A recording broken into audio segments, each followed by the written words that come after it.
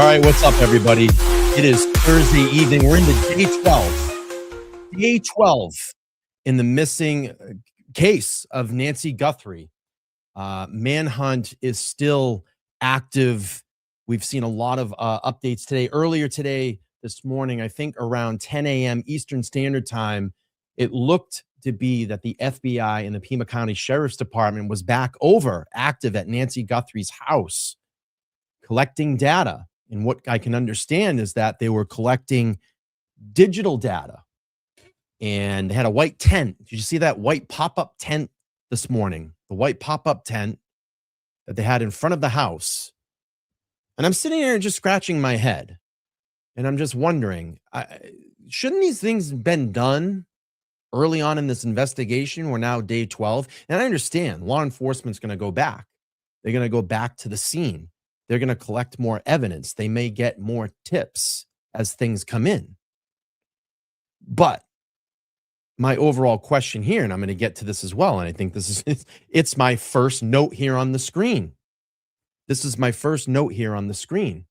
The crime scene at Nancy's house on day 1 was never cordoned off by the Pima County Sheriff Department with yellow crime scene tape. They have allowed people to go in and out of that scene. For Christ's sakes, they had a pizza guy the other day. It was a pizza delivery that went up and went past authorities, got to that front door, and went to deliver a pizza. That is a major fail. That is a crime scene that's been compromised. It has been compromised. So, what are we going to do tonight? We're going to talk about some live updates here. I'm watching the live feed down on the ground in Arizona, and there is a media frenzy down there. Massive media frenzy. So let's do this. Let's get into some of the top stories that happened throughout the day. I'll get you guys caught up into real time. So we heard TMZ got another note today, or another email from this said alleged person, if I can get the article to work. Hang on one second.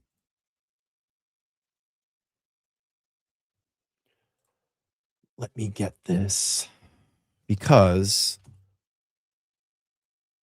it likes to reset sometimes. Let's see. Oh my gosh. These sites are so bad. These pop-ups. Okay, let's get into this. Here we go. Let's see. Earlier today, this morning, I saw this pop up. I said, what? Another email? Another email to TMZ. If I can find my article here.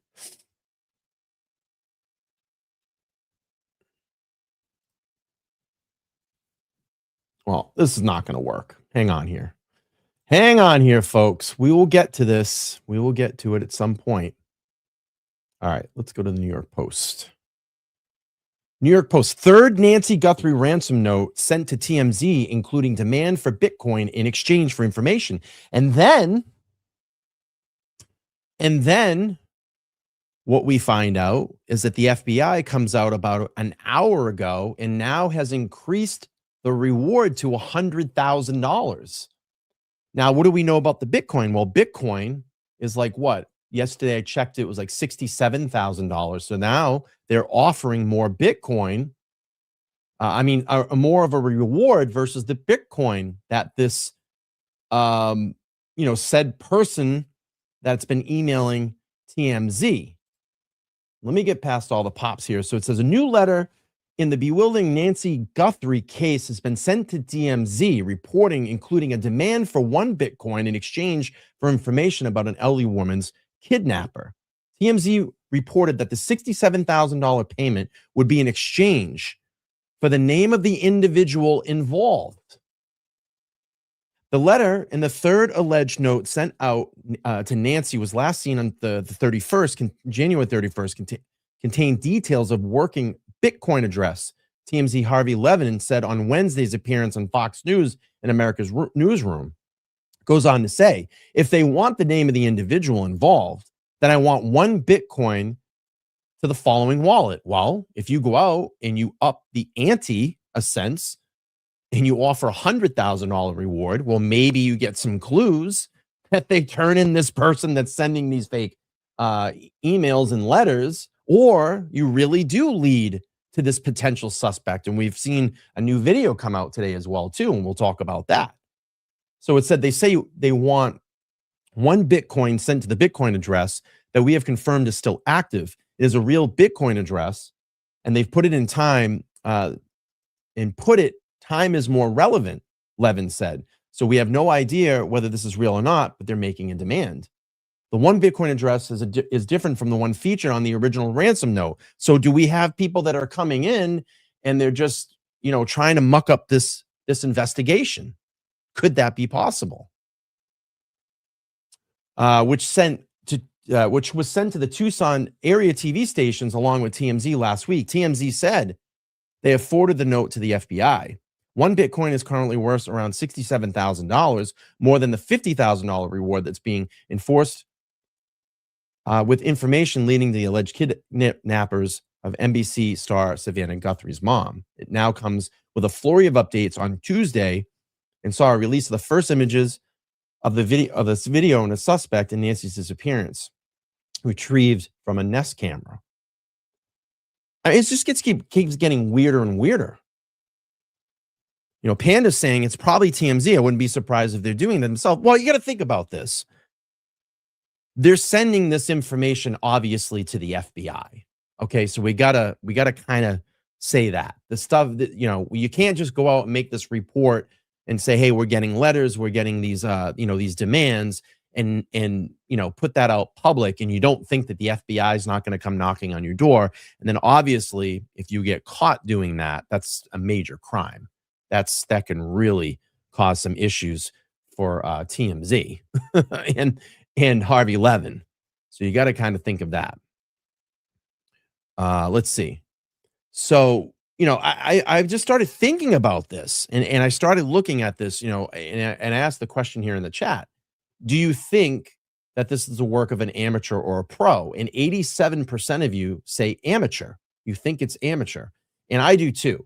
Because I look at this video and the way that this person is moving, the way that this person was dressed, it has the hunch to me that it's an amateur that's doing this. And then you start thinking, it's like, wow, do we have an amateur that's actually rolling over on the FBI and the Pima County Sheriff's Department right now? Is that what's going on? Are they rolling over on them? Are they getting the jig on those two departments? Because to me, you're upping the ante with a reward of $100,000. Are you running out of leads? Do you think that some of these leads that are coming in, or these leads that are coming in and they're not credible? Is that what's happening? Is that why you're upping the ante now? It seems, in my opinion, maybe some desperation is happening. We're 12 days in right now. 12 days. And then, I looked at this too and went back and looked at the video, and I said, could this be a home invasion or burglary that went wrong? And then this person got trapped in the house, realized that Nancy Guthrie was there, and then panicked and had this moment of like, oh shit, what should I do? What can I do? Where should I go? And then this turns into a kidnapping situations. Is that possible? It could be. Okay, let's go to another update we had today. There was a new video that was released of a person that they want to question, and I believe I have the video of it. And then we'll talk about the hang on here. And then we'll talk about the new update from the Phoenix Police Department. So this video dropped today, and I'm going to share my screen here. And this person of interest, or subject, or person of interest you want to look at this point, is wanted for questioning. Seen with some backpacks in and around that area just a couple of weeks prior to this. Come on in, everybody. Smash that like button when you come in. Are you new here? Have you just found my channel? If you have, let me know in the chat. So this here, let's go here. We have, so watch, a video capture of a person authorities are looking to speak with. Let's see. Oliver says, could be that, but it could be an amateur to know she was there. I think an amateur did it initially and had professional help when it went wrong. Okay. That is possible. Hang on, let me fix my microphone here. That's another theory as well as looking at this too. Okay, let's see. I had also, let's share this from the Phoenix Police, Phoenix FBI just about an hour ago put this out, and this is the most updated, and this is the updating the ante, and they also have photos of the said backpack that they believe that was used in this kidnapping or worn by the person that was in this kidnapping. So let's see. Today, the FBI is increasing its reward up to $100,000 for information leading to the location of Nancy Guthrie and or the arrest of the conviction of anyone that is involved in her disappearance. New identifying details about the suspect in the kidnapping of Nancy Guthrie have been confirmed after all forensic analysis of doorbell camera footage by the FBI Operational Tactical Division. The suspect is described as a male, approximately 5'9" to 5'10" tall, with an average build. In the video, he is wearing a black 25-liter Ozark Trail hiker backpack. We hope that this update description will help concentrate the public's tips we are receiving. Since February 1st, 2026, the FBI has collected over 13,000 tips from the public related to this case. Excuse me. Every tip is rewarded for credibility, is reviewed for credibility, relevance, and information that could act upon by law enforcement. Threat intake examiners at the National Threat Operations Center, NTOC, and FBI personnel have been supporting a 24-hour command post in which dozens of agents and investigators are assigned leads and tips to action each shift. Media outlets have been media outlets should direct tips they receive to the FBI. Additionally, we do not comment on tip information we receive regarding ongoing investigations. Continuing to submit information to the FBI or 1-800-CALL-FBI or tips.fbi.gov to help us bring Nancy home. The FBI now today is actively posting. And this is and you can see those reflective strips on the bag. You can see the reflective strips on the bag. Excuse me, I'm losing my voice. That was seen in this original Nest Cam video that we saw. And that's what that Ozark Trail bag. And I saw that there was some reports that this type of bag can be actually bought at Walmart. So I'm sure that they've gone to, local Walmarts in and around that area. They're searching purchases. They're searching people, the cameras, the store cameras throughout the store to see at the cash register of who possibly could have, bought something like this at a local Walmart. Any possibility, and that could give you a lead. That is a lead. Yeah. All right. Let's go back to, let's go to the ground. Let's see what's on the ground. And I know that Brian Enton was down there. Oh, wow. Big media frenzy down there right now. Let's check this out. On the ground. Let's see what's going. Let's get some sound. It's I know it's been like a jam down there today. Jam.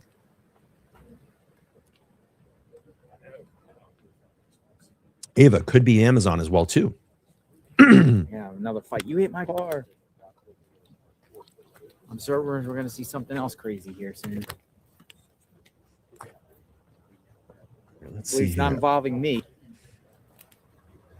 I'm not looking for trouble. Let's see.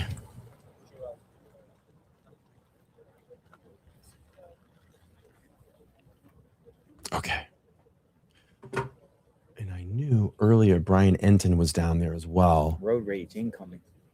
Oh, this guy Derek Colello was in actually court in Tucson today. No, I'm telling you, and these type of things after what? Hang on, and if you're wondering who he was, so Derek Colella, it was a California man who was accused of sending the fake random demand to Nancy Guthrie's daughter and son-in-law.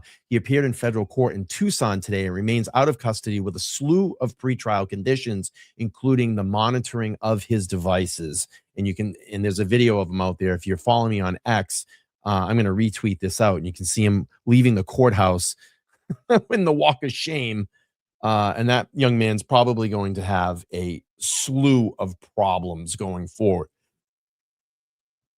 Let's see here. I know Brian Enton did a video just a little while ago. I'm looking here. Let's see what Brian has. He just has a description. New suspect, description from FBI. The suspect in description as a male, approximately 5'9" to 5'10", tall with an average build. In the video is wearing a black 25-liter Ozark trail hiker backpack. Reward now up to $100,000. So let's see. Let's get some sound here. $100,000 reward. 100K.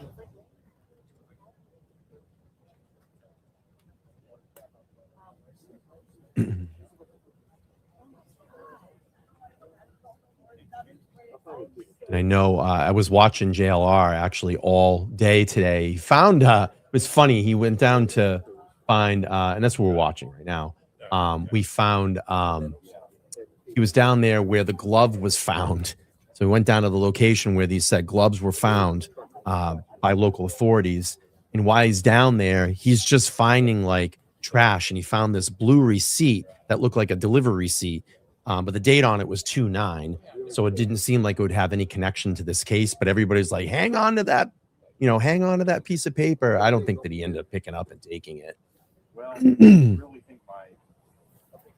Let's see. Let's see if we have any updates here. But I mean, to me, it just seems like this has been, a major fail in this investigation. If they would have gone in right away and cordoned off that area, okay, yellow crime scene tape, started, doing a grid search in and around that property. Why not have that white tent up right away? Keep people off that property. They can't come and go. We saw, a contaminated crime scene over the last couple of days. Like I was saying, initially, you had a pizza guy that was there delivering food that was just allowed to walk up to this property because someone was actually, it's funny, someone actually was, I think, ordering JLR a pizza, one of his fans. They have it delivered to the address. So the guy's just doing his job. So he just rolls up and goes to walk up to the house. And they're like, what are you doing? You can't come up here. This is a closed crime scene. But I mean, this is what I mean. I mean, he was just allowed to just walk right onto the property. I still don't know why crime scene tape has not been put up. It's crazy. It's super crazy. Why is there no yellow crime scene tape yet? Let's see here. I want to look and see. Congress. Let's go to, so no action down here. I saw Brian Enton had a video that he dropped about 7 minutes ago. I want to go through and play some of that. So let me just find that. Let's see. Thank you, Linda. I appreciate it. And again, my chat is frozen again. This is an issue. I'm going to have to reach out to StreamYard because this is getting extremely frustrating.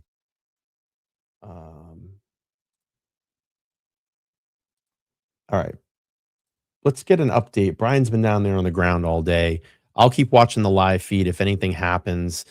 We've been seeing a lot of the night activity when things have been kind of taking place. And maybe that's just to do that.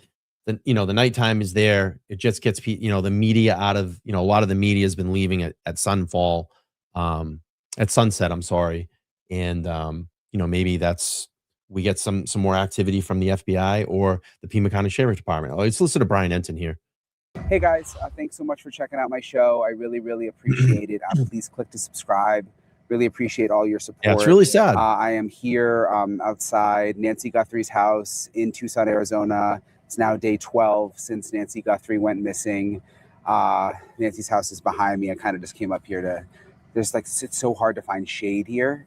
So there's like some shade under a tree here. So I figured I would just talk to you guys here and go over all the latest developments of the last 24 hours or so. And it seems like every day sort of starts out slow in the morning and then new things happen and develop, which I guess is a good thing. It shows that there is at least what appears to be progress in the case, or at least, you know, that investigators are working hard.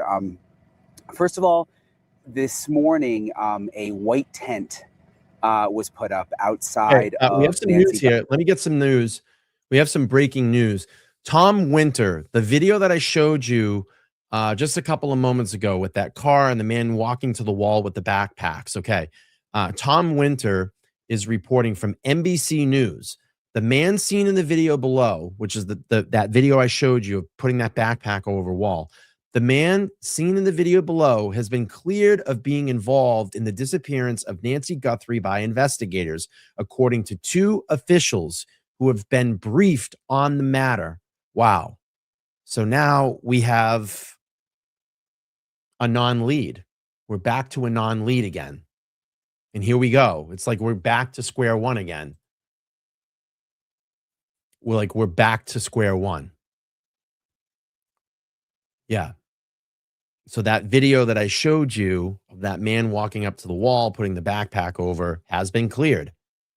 Wow. Guthrie's house, and this kind of came out of nowhere. It appeared to be sheriff's deputies showed up. No progress. Put this tent up right up against the front door of the house. Here we are very, again. very close to the front door, so that we couldn't see what was going on. We saw one of the investigators go in with what looked like photographic equipment. But then what was interesting was and we zoomed in on this, there was another investigator that went in with what is called a forensic height board, which I never heard of before, a forensic height board, which has measurements on it. And I am told they would use that to try and figure out the height of the suspect. So basically. So let me just do this really quick. I just want to show you the video I was talking about, just for a bunch of people that just came in. If you're just popping in, I want to show you some evidence or some video that was put out today. So this video was put out via TMZ, and this person of interest was being sought out by the Pima County Sheriff's Department and the FBI. I want to let everybody know there's a report that just dropped about 51 minutes ago that says that this man has been cleared by the Pima County Sheriff's Department and the FBI with not partaking in any part of the kidnapping and disappearance of Nancy Guthrie. So that's where we're at. I'm going to go back to Brian Enton. So it's just like one potentially great lead just ends to be a non-lead. And here we are again, back to square one, essentially. They would go back and look at the surveillance photos and videos. It's crazy. And then use this forensic height board to try to determine how tall the person is. I'm also wondering if they were possibly looking. I feel like this is like the Kohberger effect. Remember? Brian Kohberger, Idaho 4, went in and committed this quadruple homicide, and they just couldn't figure anything out.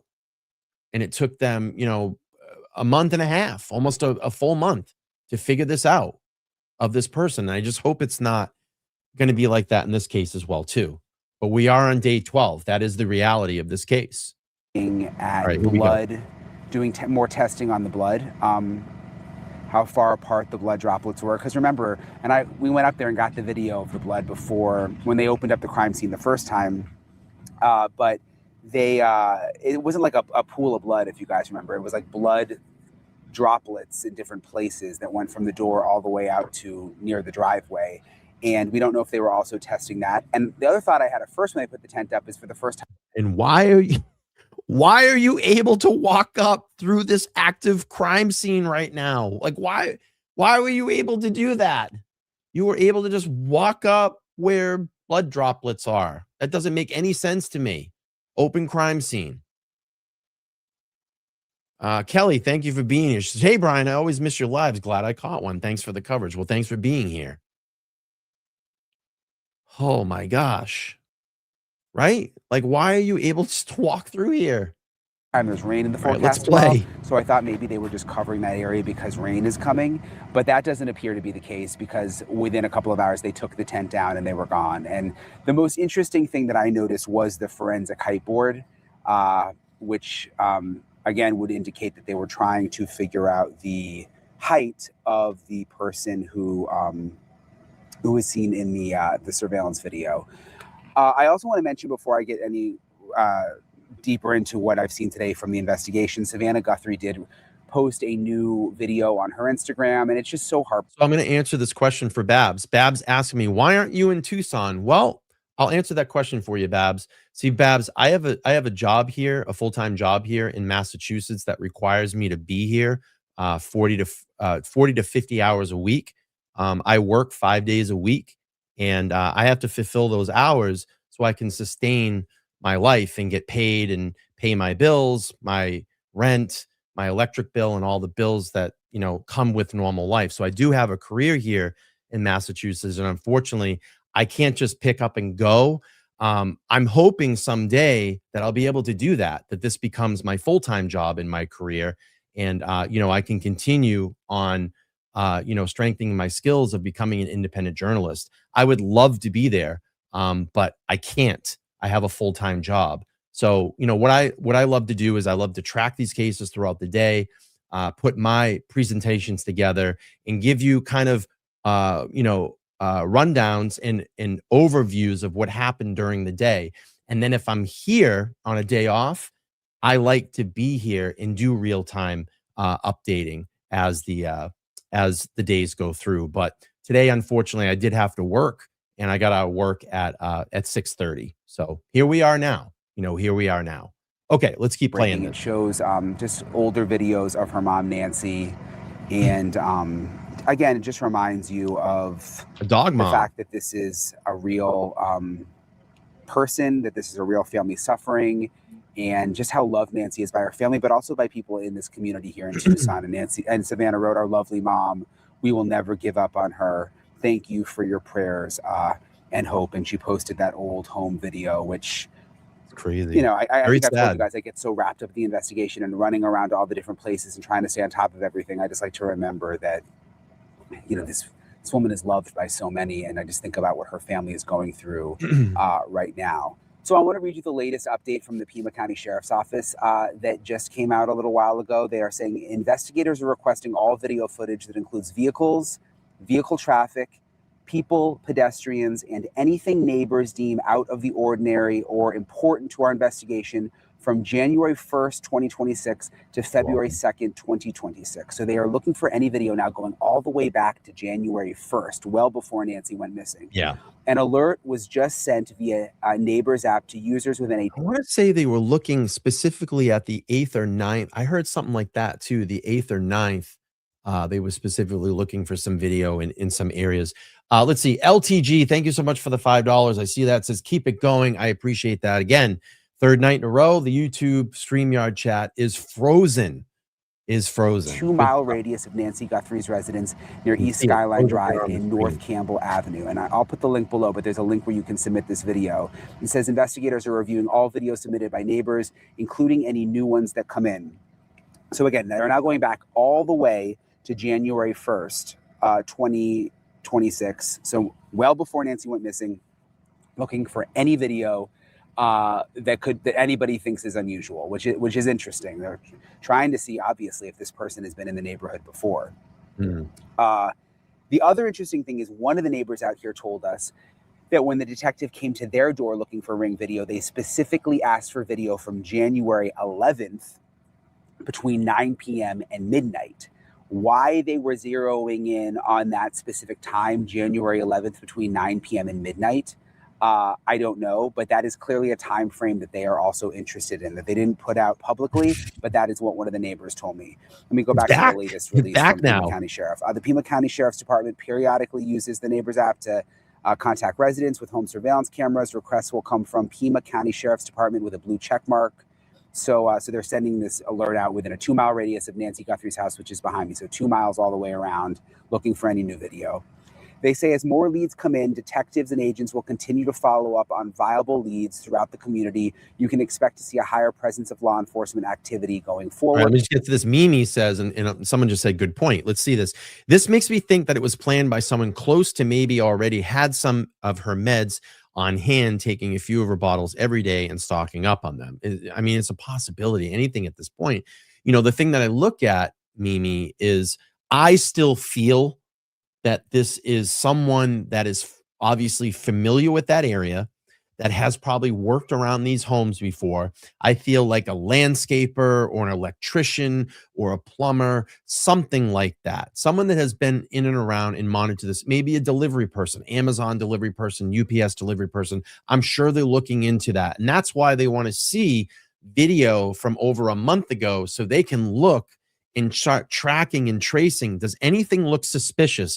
Are we seeing a car canvassing that area, going in front of Nancy's house, maybe stopping, waiting, looking, getting out, walking around, anything like that?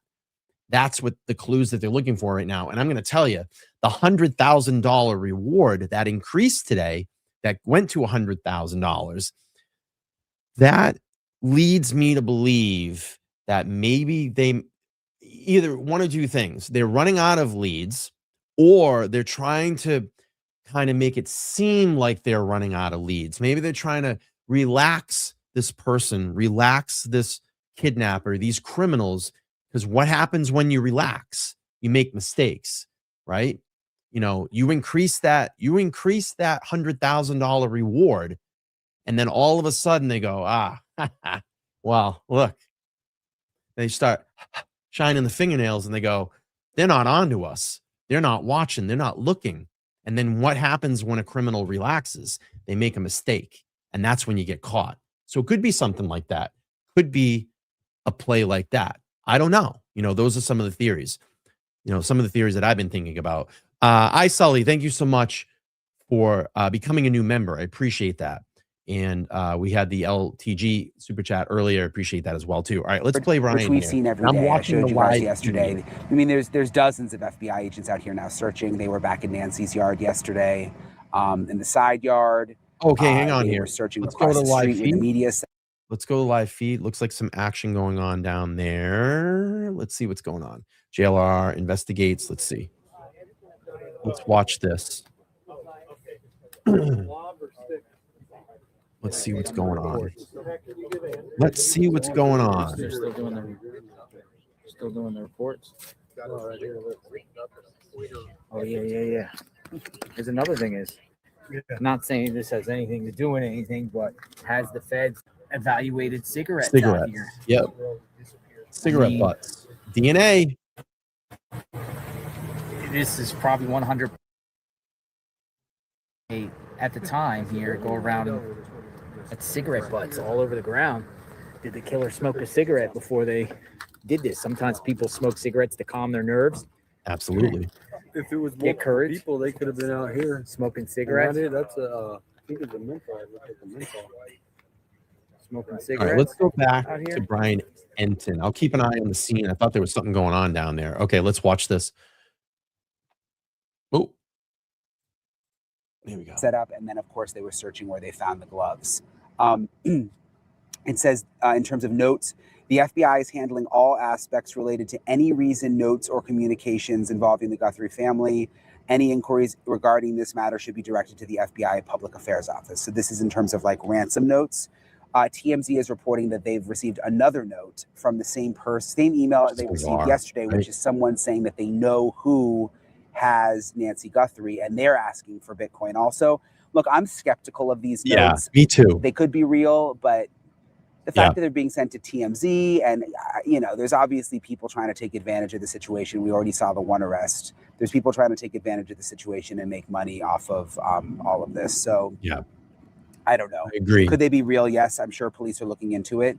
The FBI is looking into it, but I don't know what I make of these TMZ notes. They're saying there are no press briefings scheduled at this time. Sheriff Nanos is not conducting one-on-one interviews and remains the sole department spokesperson. Should a significant development occur, a press conference will be called. and you will be notified via email and our X account. Also, I'm learning, remember we told you yesterday about the glove that was found off of the main road here about 1.5 miles from Nancy's house. It actually is a pair of gloves, I'm told. Like two, a set, 2 gloves. And it's a main roadway. That's the other thing. It's not just like a side street like where Nancy lives. It's a main roadway. And it was a search team that found it right along the road. And you're going to hear in my interview in a second with the former SWAT team member and former deputy who's worked in this area in this county for decades. But he's skeptical of these gloves. And I think I am too. I mean, they could be real. They bagged them. They sent them off for testing. They could be connected, But the fact that they were on a main roadway and that they hadn't been spotted for 11 days makes me skeptical. And also that those black gloves are used in so many different ways. I mean, one of the guys that here was telling me, I use those exact gloves for barbecuing. My friend who's a cook said I use them, at the restaurant. Hairdressers use them. Auto mechanics use them. People using chemicals doing work inside houses and construction use them. So, and also, would the suspect have just thrown the gloves out on the side of the road, especially on a main highway like that? So I'm skeptical that they're actually going to be connected, but it is possible. They were collected, they were bagged, and they're going to be doing testing on them. So we'll have to wait and see what happens there. Something else interesting, and all right, let's do this real quick. Body cam breakdown HQ says 1 month member. I love this. So let's reach 60,000 subscribers for Brian. Your support is the fuel behind this journey. Thank you so much. I appreciate that. Yeah, if it's your first time coming in, let's subscribe. Let's get this up. I think we can get there. We're at about 58,673 right now. But that would be great, even just to end the night at 59, right? Wouldn't that be great? All the new people coming in. But thank you for that. I appreciate that. All right. Let's keep playing through here. I'm looking at the feed on ground. Not much going on at the moment. Let's see. Let me get some sound here.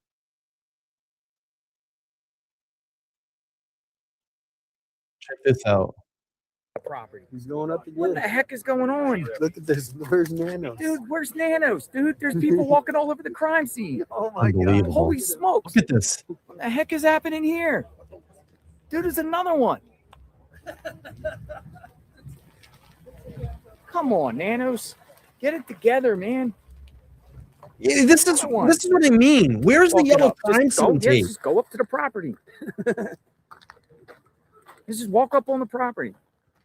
Unbelievable. FBI's here, literally at the tent right there, and somebody just walk up on the property. What the fuck? I mean, if that's there you go. That's pretty embarrassing. No crime scene tape. Just walks onto the property. Let's just go talk up. Let's talk to the shit. Look at dog in the property. Literally. Is this insane or what? She's going on. He's telling her you can't walk on the property. She's coming up. No crime scene tape. Compromised. Are doing a good job, but there's no tape, so people just keep walking. Clip this and share this on X, please. Really? Folks, clip this and share this on X. Literally, this is the second time in an hour that someone has walked onto the property. Unbelievable. Unreal. It's a crime scene. Yeah. Where's the crime scene tape? Look, he's telling her it's private property. I mean, that's literally where the suspect walked to get to the, No, did you take my picture? Yeah. Uh-oh. I'm suing you. I'm suing you. It has nothing to do with anything. Okay? You're in public. There's no right to privacy in public. I'm suing you. See?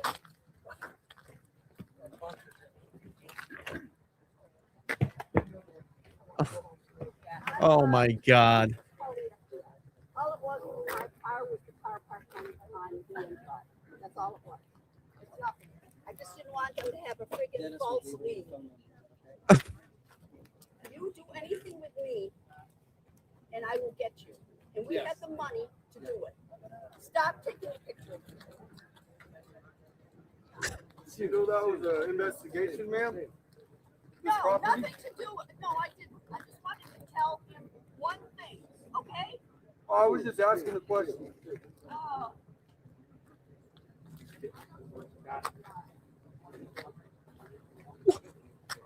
Dude, she's yelling at media. She's just yelling at me. Oh my What the heck God. is going on, man? She just Yeah. walks on the crime scene. Now she's telling people if they film her, she's gonna sue. And she's talking about her vehicle or something. That was her vehicle. We have the money. I know. She says we have the money to do it. She didn't look me in the eye at all, thank God. I don't want to be part of the story she's here. still I'm filming walking. a document. Whoa, that's crazy. Listen to her. I told you that. Hey, what did I tell you? The wackadoodles come out of the woodwork. I said it. I said it about an hour ago. I said, wait till the crazies start coming. Holy smokes. And she's like, just Now her dog's using the bathroom on take the dog on the property, take a leak. That's crazy. You're in public. You have no right to privacy in public. Especially Clip that. Share it I'm on gonna pause this for a second. Especially when you have 1,000 cameras that have converged on this area to sit here and say, don't take my picture. You can't make this shit up. She walks onto an active crime scene. You have 1 million news cameras that are in and around that area. And she says, don't take my picture or I'm going to sue you.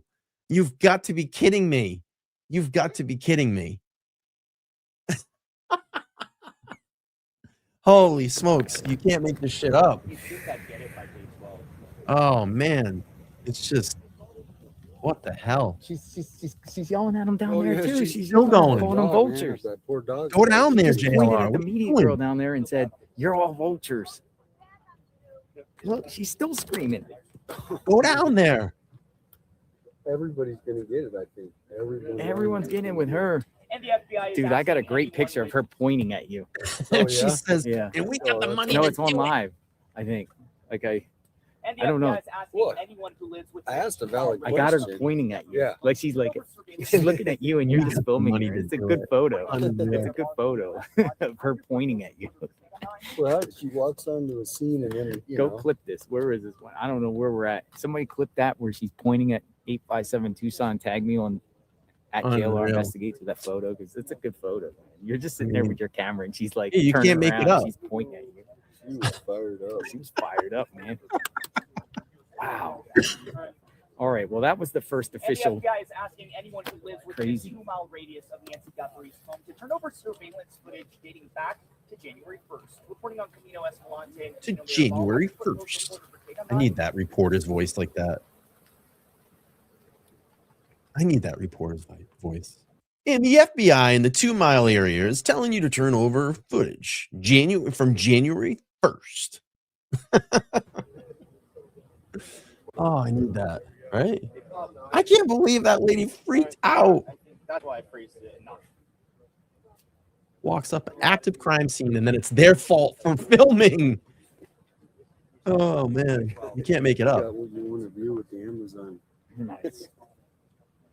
Earlier in the day, they're also offering $100,000 before this comes as they gave a more detailed description of the suspect who could have kidnapped Nancy Guthrie. Hang on a second, folks. I got to write a quick email.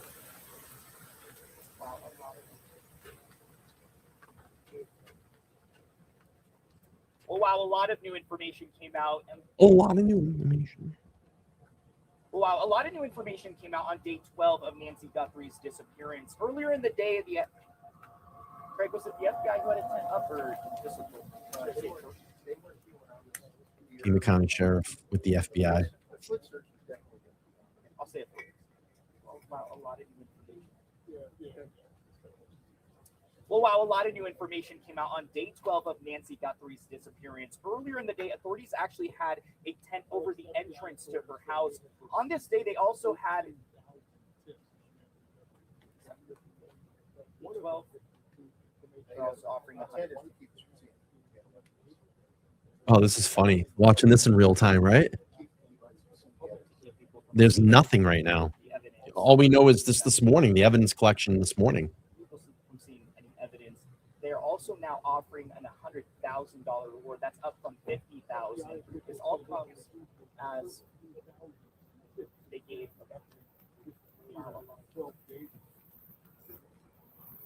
Well, wow, a lot of new information came out on day 12 of Nancy Guthrie's disappearance. Earlier in the day, authorities had a tent over the entrance of her house, so that way people can't see some of the evidence that they retrieved.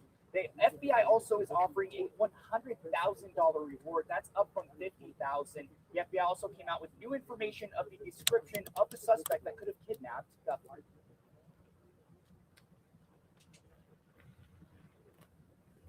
FBI authorities say they have received more than 30,000 tips since February 1st. One of the things that they looked for, or they picked up about, was possible right by the end. That is a specific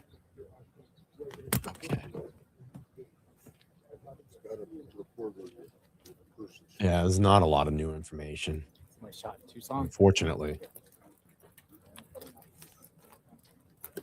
It's just sad because, you know, you're dealing She's crying.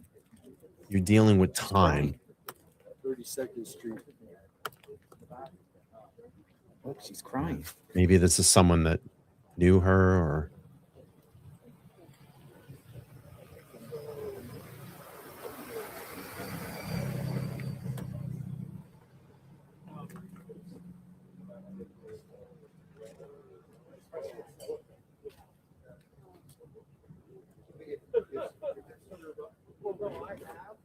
She was crying. Hmm. Walked up and started crying. sad. That's Maybe sad. someone that knows her. Yeah. That's sad. And she just touched a flower. That's sad. Hmm.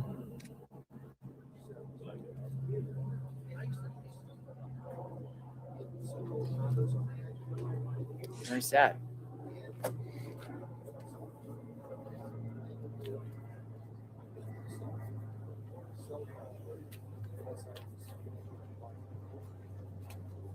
All right, I'm going to do an X refresh here. Let's knock the sound down here. Let's see if we have any updates on X. I have no chat again. I actually just wrote. I was writing an email to the team at StreamYard to let them know, like, this is 3 nights in a row that I've. Okay, well, hang on. Let's see what's going on here. They're filming.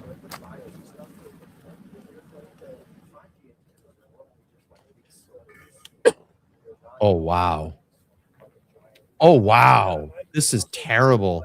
I got some updates here in a second. Let's just watch this for a moment. Let's watch this for a moment. But I wrote StreamYard to let them know that, you know, my chat's been frozen the last 3 nights I've streamed. It's getting very annoying. But I have an update here in a second about Savannah Guthrie. I'm going to read that in a second here. Let's just see.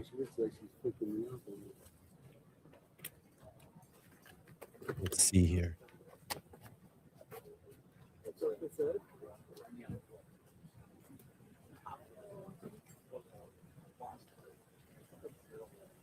Well, first of all, we don't know why that. Let's just see what's going on.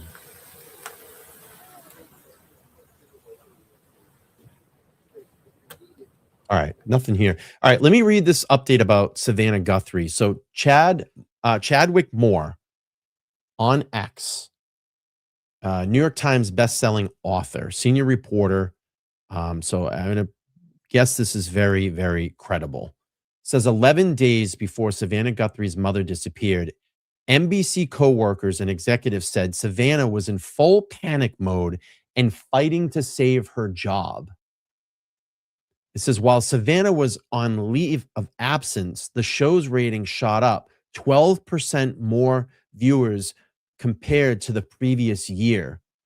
She had taken time off in late December to recover from a vocal cord surgery, and the show got us a 2.86 million viewer with her off screen, beating ABC ABC rival Good Morning America, according to Nielsen. And if you don't know what Nielsen is the ratings that you get, on TV, how many people are watching, how many people are interacting with a show. This is very interesting. It says Savannah is in full panic mode. While she's been away with her vocal issue, the ratings went up, a source told the Daily Mail on January 20th, 11 days before Mom Nancy went missing. This is very interesting. According to the Mail, Article link below. The source also said Savannah was pushing her doctors to get her back to work as soon as possible. And so that the audience doesn't forget her, she's insisting the show tape a piece on her at home while recovering. The source added, of the ratings, she kept asking, is this a fluke? But no one's giving her the straight answer, which makes it worse. Savannah's always believed she was the glue to holding the show together. The numbers are going up while she's gone, and that seriously rattled that belief. She feels blindsided. Other sources told the outlet that Savannah was obsessively checking ratings while she was on leave. Her biggest fear is that this changes how NBC sees her leverage. That though alone, it's keeping her up at night. The outlet also reported on January 20th that who worked on the show reported more relaxed, organic, warmer environment on set. Without Savannah, the vibe shifted immediately. It stopped feeling like a classroom and started feeling like a group of equals. Other sources told the outlet, there's less tension on set now. No one's worried about stepping out of line or getting correct mid-conversation. Savannah makes a reported $8 million a year co-hosting the Today Show, and her contract appears to be up soon. It was renewed in 2020 and 2016. All in, the story of Nancy's disappearance keeps getting stranger, and Savannah is now at the center of the greatest drama in the country. Could we put a scenario out there? Chat, I'm going to ask you, could this be a sympathy? Could this be sympathy? Now, look, I'm only asking and speculating. I want to see what you think in the chat. Now, just reading this story, could this be a sympathy play? I hope it's not, because that would be terrible. Could it be a stunt? Could it be a stunt? I got a couple of people saying something's fishy. Someone's saying no. No. A stunt, no way. Something's fishy. Insurance claim or sympathy. After hearing that story,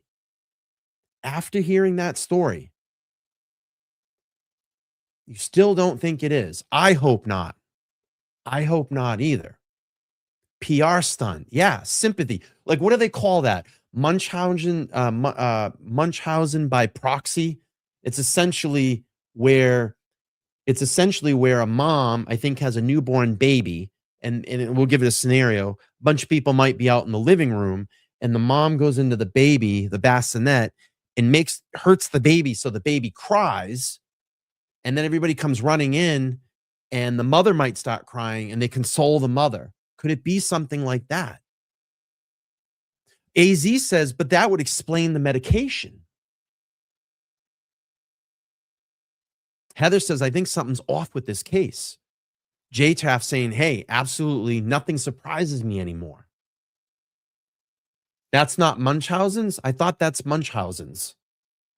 Munchausen's by proxy. Let's see. Am I wrong?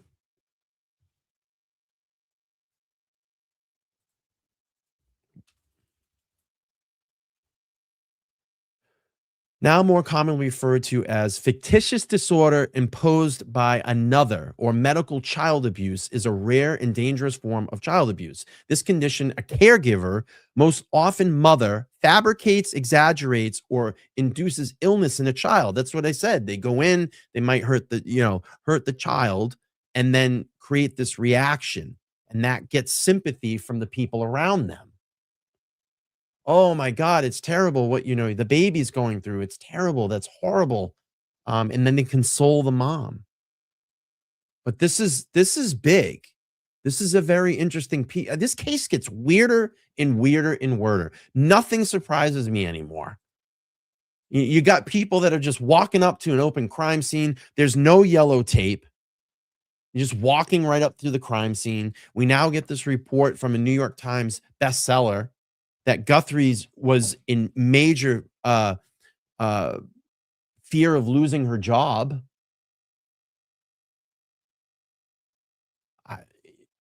Yeah, it's like Gypsy Rose, right? Let's see. Munchausen is basically manipulation, not physical.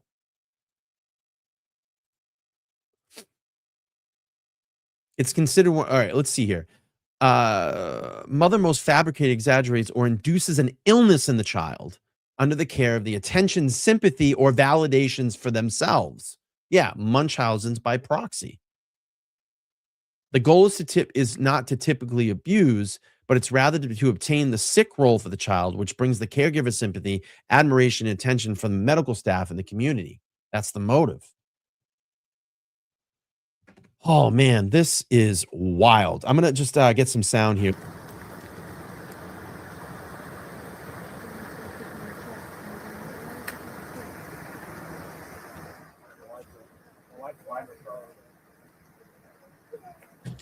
Crying. You're crying.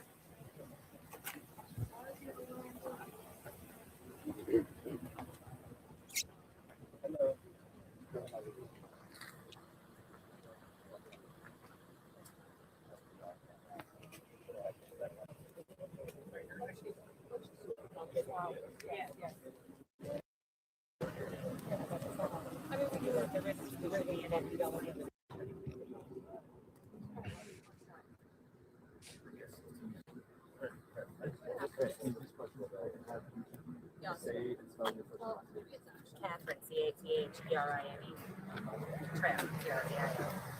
Georgia, Georgia, Stewart, Stewart.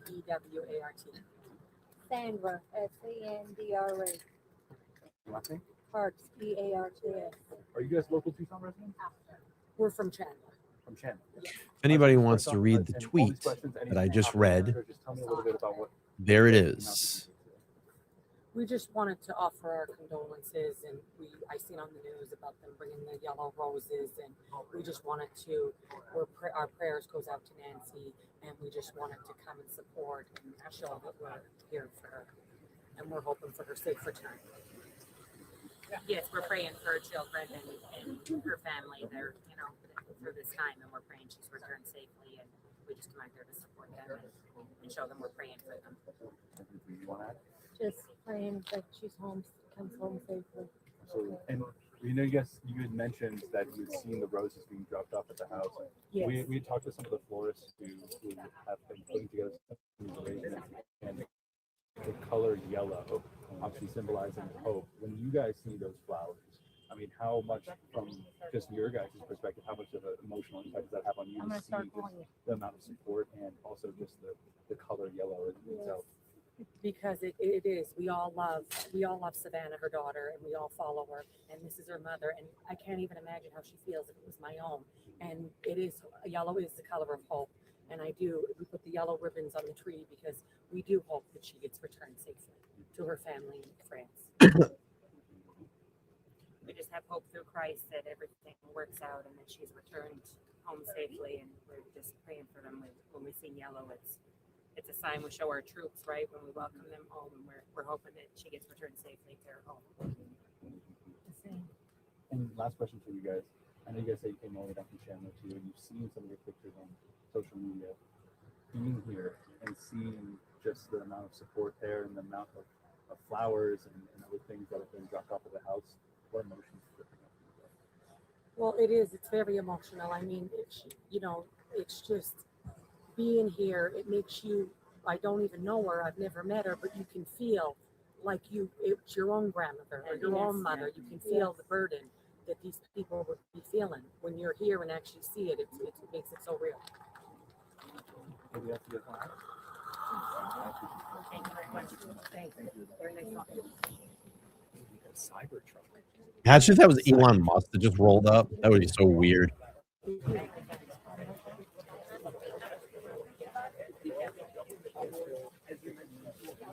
That would be so bizarre, right? Got ribbons, got flowers, candles. Imagine that. That was Elon Musk that just rolled up.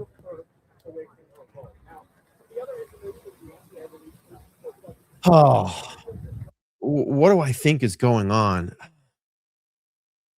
Wow. I mean, from what I've seen, and I talked about this in the earlier portion of the show, obviously the person that's involved that came and actually did this deed, this kidnapping, this abduction is an amateur. I don't think it's a pro.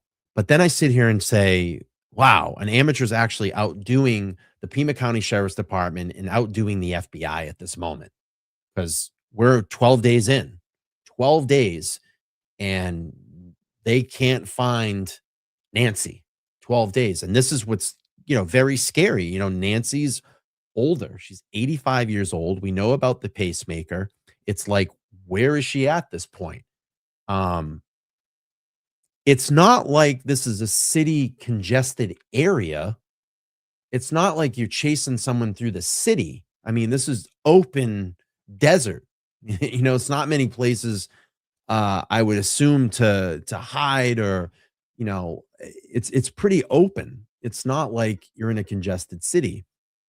So, and then all these leads that are popping up, we just saw another lead today. They questioned someone that had been caught in a camera earlier that week. They've got in touch with this person. They cleared him. They had the guy Carlos out in RICO a couple of nights ago that they got him and cleared him and searched a home, looked at his devices. He was cleared. We haven't heard anything. Them go back there. They go back to Nancy Guthrie's house today, pop up the white tent, go in, do some, from what I heard, some digital forensics inside, come out.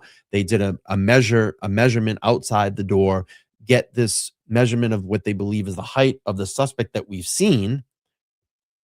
And that's it. That's where we're at. We heard about these gloves that were found on the side of the road yesterday that are supposedly being tested for DNA evidence. We haven't heard anything on that. So it's just very bizarre. I can't seem to put my thumb on it. And now we're hearing, I was just reading an article from the Daily Mail that we're hearing that, Savannah Guthrie's job is pretty much in question. She was in full panic mode and fighting to save her job because she was out on vacation, had some vocal surgery, and while she was out, the ratings went up. And that's all these big networks care about is ratings. They just want ratings. They want people viewing the show. And that's why I just said, God, I hope this is not like a hoax. I hope it doesn't have any of those implications or anything in there. It's just, I can't put my finger on it. It's very bizarre. Very, very bizarre. But I dropped I'll drop the link to the article to Daily Mail, and that's going to drop in there right there. You can watch that. Yeah. And then you have the sheriff that was not cooperating immediately with the FBI, and you have a compromised crime scene. You don't have yellow crime scene tape. We just saw not even less than a half an hour ago, someone just walk onto the property, active crime scene. Law enforcement stands there. They're not blocking anybody out. The crime scene's been contaminated. They saw, a couple days ago, there was a pizza delivery driver that just walked up onto the property. Like, what is going on? Why is this not secure? So I don't know. And now we're just in another holding pattern again. Here we are.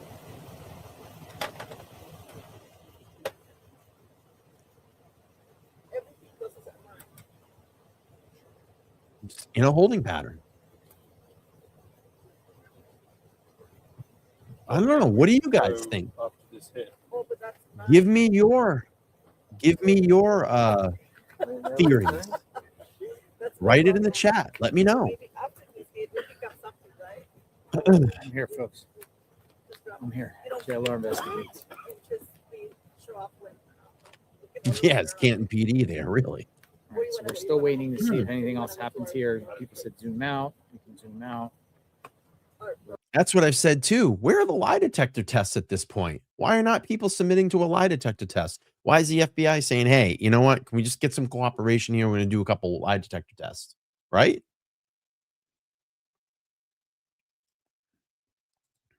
Like, where is this thing going to?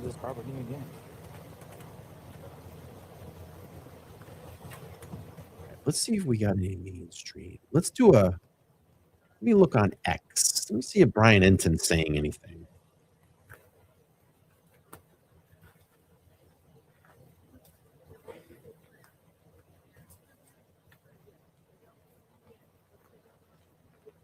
Okay, 41 minutes ago. Let's do They're this. doing a prayer circle. Okay, hang on 1 second. Prayer circle. Let's watch Prayer. this.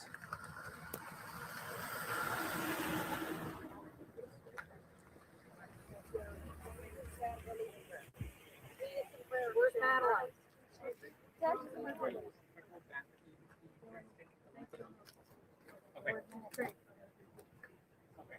Whoever's taken for.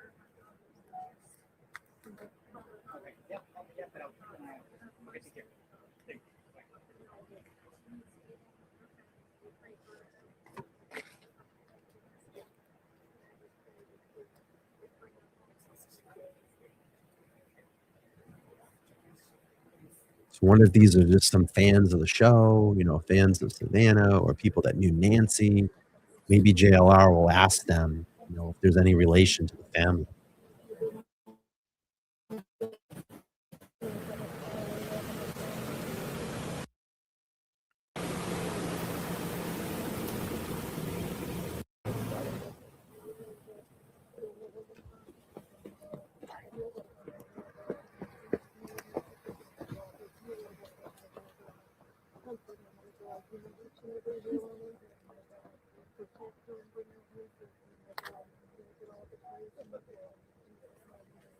Please, Lord Jesus, just touch all everyone that's involved in the investigation and give them wisdom.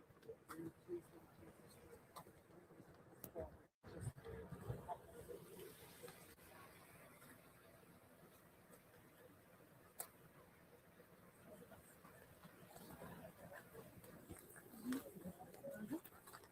I wanted to get a picture of I did this when you go with one of all of us. You wanted to take one picture of me. Oh, could you? Thank you so much. I appreciate it. Okay, I got a little bit of a report here. Let's see. See if JLR is going to try to talk to one of these individuals and find out maybe who they are.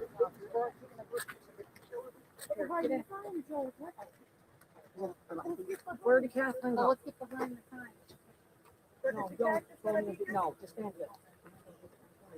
Where did they go? I don't know. Can you just get time? All right, good. Can you get in the sign? You can't really see the sign because it's so dark. It's dark. Thank you. Thank you. You must have a lot of ice in there.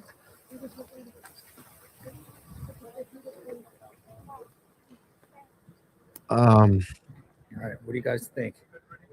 Share your thoughts in the chat. Brian Enton is reporting 44 minutes ago, the Pima County Sheriff's Department is blocking FBI access to key evidence in the investigation in Nancy Guthrie, according to Reuters. What the fuck? And this is just, let me see what some of the comments are here. Let's see. Why would the sheriff do this? What kind of information does he want blocked? This is sounding like a damn cover-up at this point. This is unacceptable. Sheriff Nano's blocking the FBI access to key evidence like the glove and DNA, delaying Quantico lab processing for a private Florida lab could cost precious time in finding Nancy Guthrie alive. Step aside and let the pros handle it. I knew it. Political differences standing in the way. Wonder how Guthrie family feels about this. These are some of the comments under this. This is stupid, right?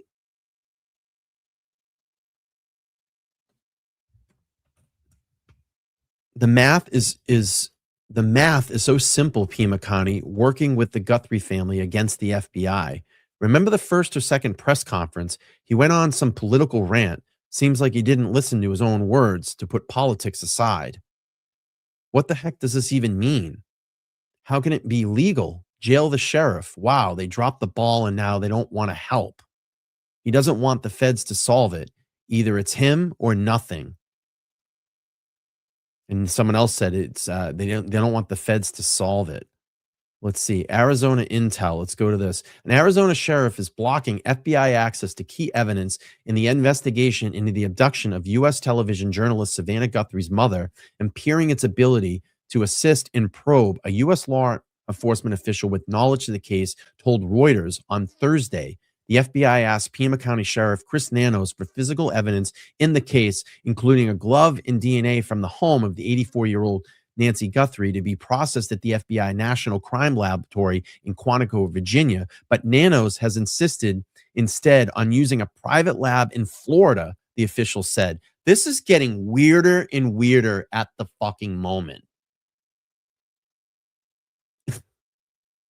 Outsourcing forensic analysis to Florida contractor, officially denying the access of the Federal Bureau of Investigation to critical evidence in the case, is delaying the FBI ability to assist in the case, according to this official. Someone with a higher power needs to step in here and straighten all this shit out. If this is true, this is costing precious time in this investigation. Massively precious time in this investigation. And the people of Pima County should be in outrage, in protest against that sheriff department right now. Should be working in protest. The people should be out there protesting in front of that sheriff department, out in front of their building, protesting right now. If this is true, and this story has legs, then they should be, the people of this community should be out there protesting. Why would you hold back key evidence from the FBI that could process things faster and quicker and try to get to some type of resolution here or some type of answers pointing in the direction of a potential suspect? It's unexcusable.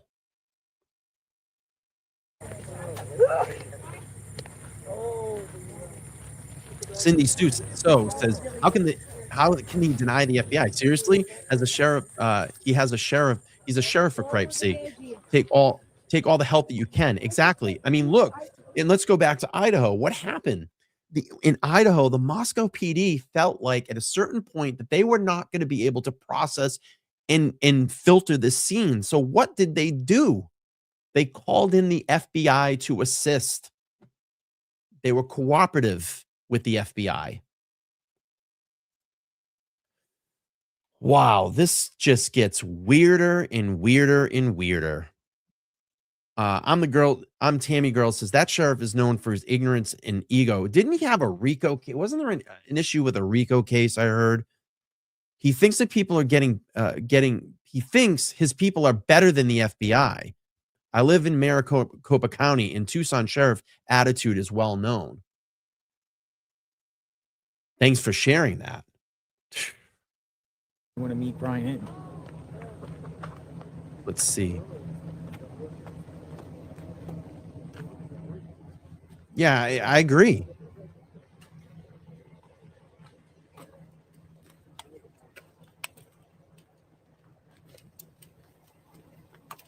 All right, maybe since we'll take a final stroll over to Annie and Tommaso's and see what's going on over there. Why don't we do that? I don't see any other activity here, though. It's dark out here. It's getting dark. Neighborhoods are getting dark. It looks like a lot of people are packing it up. Wow. And the guy went to the ball game, right? Yeah, remember? He was out at a basketball game. More and more people will start coming. And I think that's like kind of like a fuck you, like, all right, FBI wants to take over, fuck you. I'm just going to go to the ball game. What a douche, right? I do. I don't know. I don't know what the power is. How does this get handled? Who steps in and says, look? Like a kind of just people paying respect, curiosity seekers, just a variety of people are going to come. A lot of weekend traffic. I'm just predicting. Could be wrong.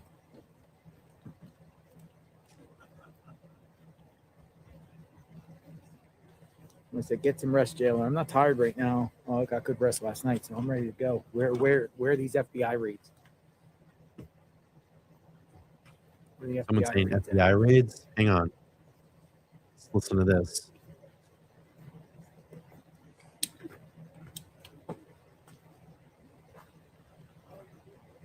Someone just said FBI raids. Let's see.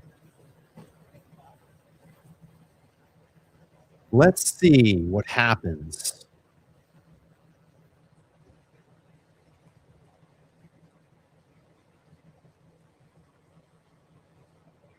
I'll just show you, walk around a minute.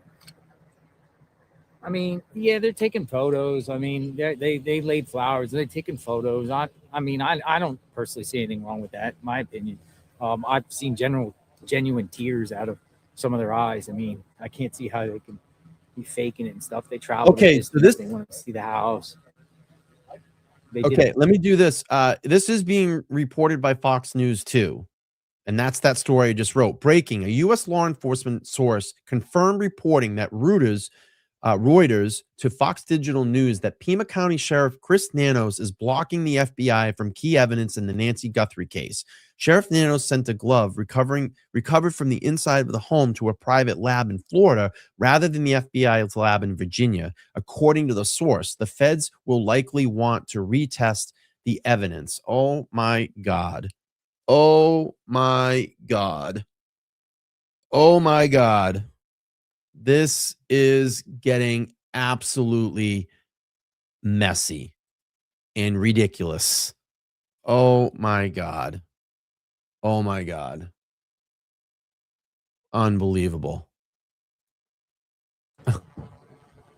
Unbelievable. Oh no, I'm here, Cleopatra. Thanks for jumping in. Oh my God.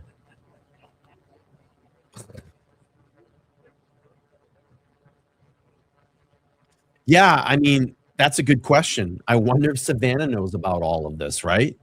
I don't think she would be happy either. I know, it's like the Twilight Zone, right? Absolutely. Judge Crow. Maria, thank you so much for the $2 super sticker. Thank you. Appreciate the support. All right, let's see this. Gilberto says, there's a Facebook post claiming that they found her dead and that her son-in-law was arrested for her murder. I haven't heard anything about that. Oh, he was talking about the receipt earlier. Interesting. I hope he turn. Allison, do you know if he turned it over to law enforcement at all? Because I was wondering about that. I mean, 12 days. Keep it here for a bit. All right, let's see what's going on. Seriously, Sue, right?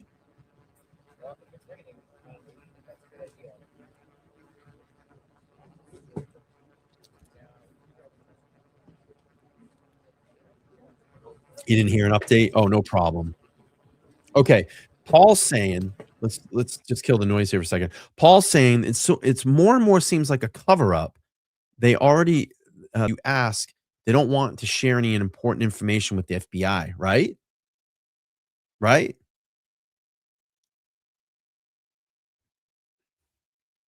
Let's see. Mary says Epstein files. A guy, Summers, told Epstein he should contract the Glover Group. Savannah Guthrie's husband is a founder. That's the connection. Yeah, and listen, we know that Savannah Guthrie interviewed Virginia Giuffre. And if you know who that is, she was allegedly taken advantage of by Prince Andrew, had connections to Jeffrey Epstein, and then months later, Virginia is unalived. So they say. So is this Epstein stuff? Is this all a distraction?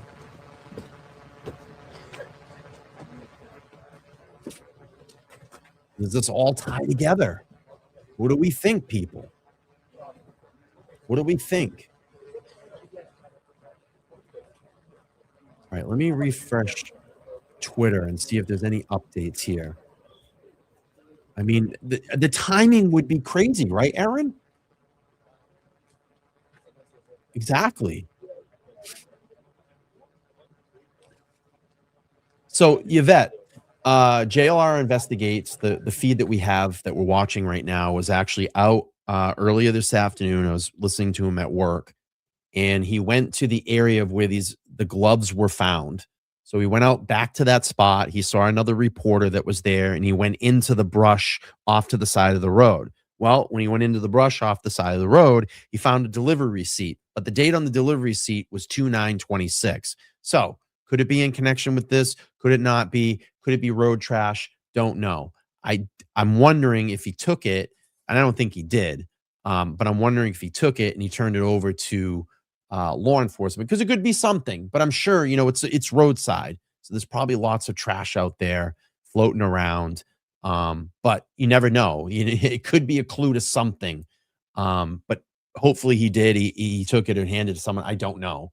It says Graham. Let's see. Graham says, I saw that and he didn't touch it. Okay. And maybe he didn't want to touch it just in case they went back to the scene. You know what I mean? Let's listen to some sound here. Proteins. I got a roast beef. Tons Oh of food. boy. Do you have any veggies? I'm not a big meat eater. I'll make sure edamame. I'll make sure. No. I'll make sure. No. I'll make. I don't need to hear him. Let's refresh. And Mouse, thanks for the $2.99 super sticker. I appreciate that. My chat again is frozen. The frozen chat. Come to the LTL chat where it freezes in StreamYard. Super annoying. All right, let me refresh. Everybody is reporting on this. Pima County Sheriff Nanos actively blocking the FBI from assisting Nancy Guthrie's investigation. It's not a good look. I mean, this is bad. This is really, really bad. This is really bad. And I'm telling you, if I was this community, I would be up in outrage right now. I would be uproaring.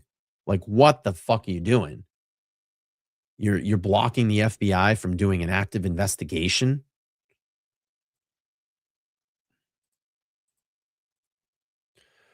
Excuse me.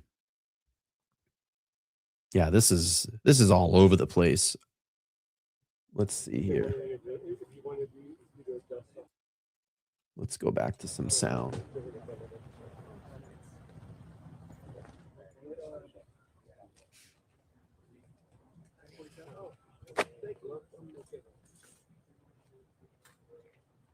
Let's see. Mimi says, but in all fairness, I'd block the FBI too.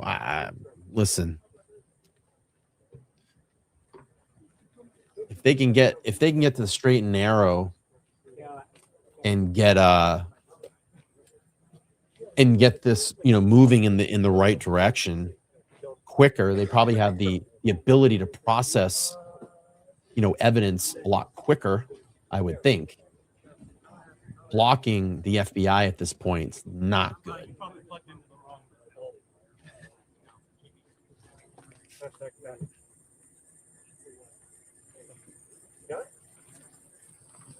All right, let's see X. Let me just turn that sound down. Let me do some refreshing. I think he's going to take a ride back out to Tommaso's home here.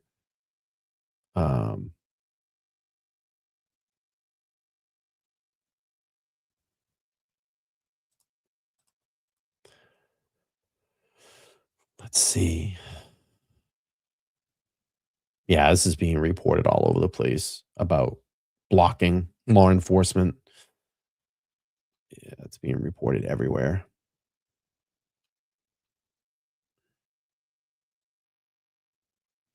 Let's see what's going on.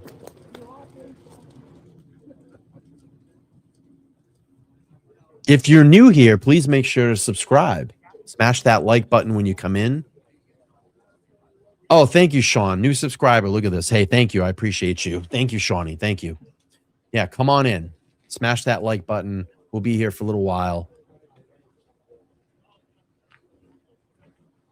Oh, my chat is not frozen anymore. Look at this.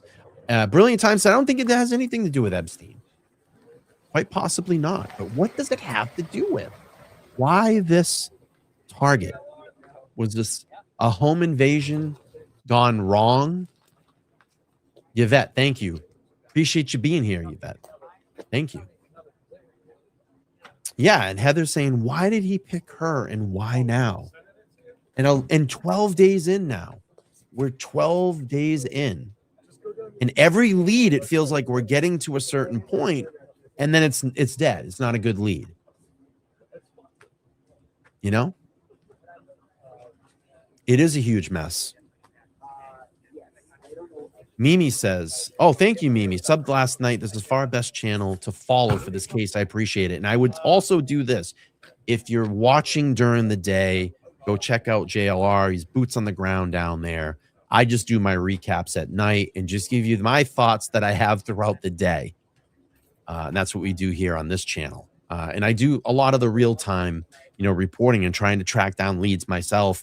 Maybe, something is going on in another area in media, and law enforcement's going to head over there. Oh, absolutely, Pretty Eyes. Thank you. Look at this. We got all new subscribers. Meg just checked in too. Thanks, Meg. I appreciate that. Smash that like button when you come in. Hey, maybe let's see if where are we at? Maybe we'll drop some memberships tonight. We're at 321 likes. If we get to 500 likes, I'll drop some free memberships in the chat. We'll get some new members in here. Let's see. Celtics Mom says, glad I found you. Great coverage. Thank you. But Teresa, it's like at this point, who do we trust? Do we trust the Pima County Sheriff that clearly does not want any federal authorities around here taking any part of this investigation? Or are you going to trust the FBI? Now what's going to happen is you have this. Banging heads. You have banging heads. And what happens when that happens? It slows down the investigation. It slows down the investigation. And in times like this, what's the most critical? The most critical is the first 48 hours. And we're day 12 now. Day 12. You're welcome, Aaron. Thank you.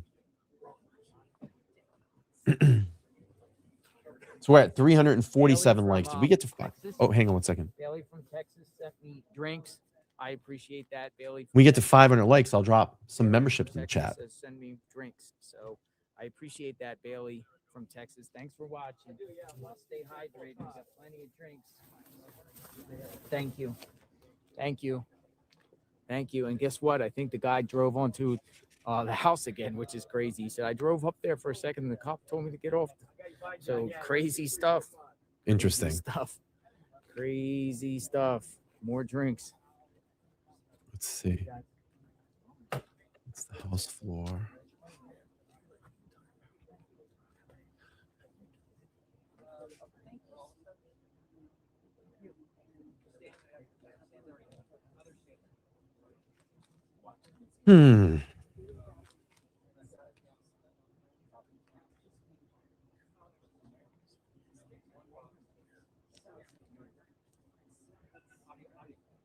Oh, wait, let's go live here. I'm going to go live here in Arizona. Let's check this out.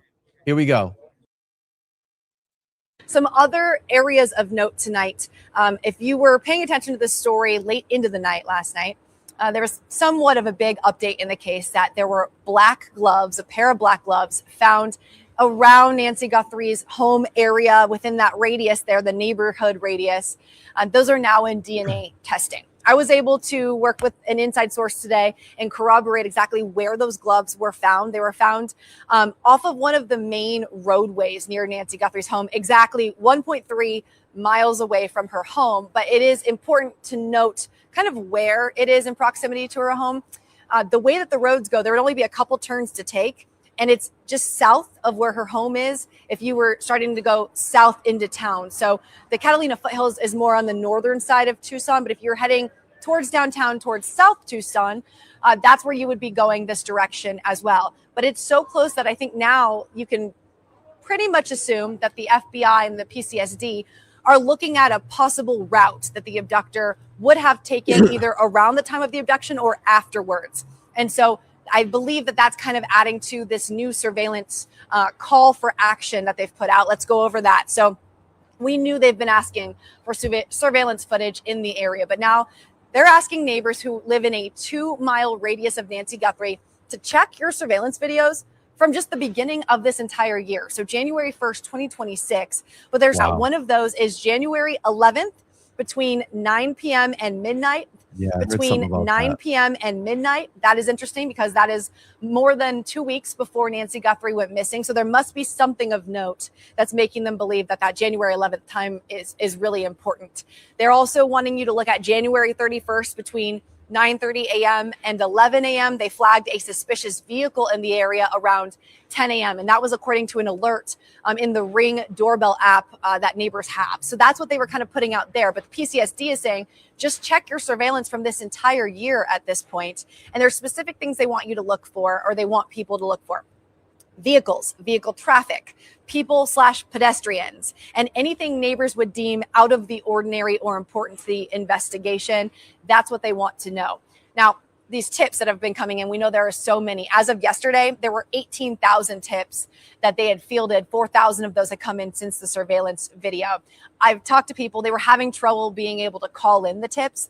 Those people I've talked to have since been able to get their tips submitted, but you can just tell the volume of calls is immense. They have now, the PCSD, Pima County Sheriff's Department, has put up a new evidence portal where you can upload video to, and that's online on our website and on their social media as well. So again, if you have any of those things as All right, let me pause this really quick. Brian Enton is reporting now 4 minutes ago. He has an update about the Pima County Sheriff Department. And if I live in that community, and if you're watching this stream, I would go to that sheriff's office and start knocking on some doors. Brian Enton is reporting the Pima County Sheriff's Department is, again, just doing an update, is blocking the FBI from accessing key evidence in the Nancy Guthrie investigation, hampering the Bureau's ability to assist in the case, an FBI official tells News Nation. All right, let's go back live here. videos that would show people, Not odd good. vehicles, odd somebody acting suspicious, all of that, you now can upload that to this new evidence portal. So that's exceptionally And I heard the important evidence portal tonight. was We are horrible. at the Pima People County having Sheriff's issues Department. It's pretty uploading- quiet here. They have not had a press conference for an entire week now. But there's been a lot of action at Nancy Guthrie's home, just north of here in the Catalina foothills. I want to take a live look at her home tonight. One of our photographers and reporters there, the crew is up there kind of monitoring that situation. That's a place that we saw a lot of activity earlier. Of course, it's a lot quieter tonight, just with media crews lined up, but it hasn't just been quiet at Nancy Guthrie's home. There's been quite a bit of activity that has been going on there throughout the several days. And the authorities told us that there would be, but we saw some new kind of tactics today. And for that, I want to bring in our first guest tonight, William Odom, a former FBI agent. William, I know you specialized in digital forensics for 27 years, and there's so much forensic activity in this case itself. So this is fantastic to have you on. I appreciate you joining us and just the expertise you can give us. So I want to start off with some of the video that we saw from outside Nancy Guthrie's home today. We saw the FBI bring in a tent. They were parked there with large boxes, black boxes with large pieces of equipment. And when we were zooming in on those, you could see that they said there was a photographic technologist that was part of this. So from your side of expertise, what were they doing there today? Well, with all things forensic, it's a matter of securing the scene. So with the fact that they had a tent there, it's not surprising. That would be one way to secure the scene if they're looking to get advanced imagery, particularly if they're photographic technicians.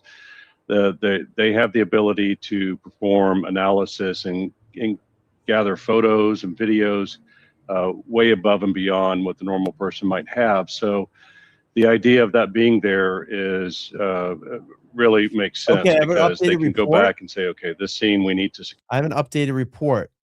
Breaking 33 minutes ago, DNA in a glove was found inside.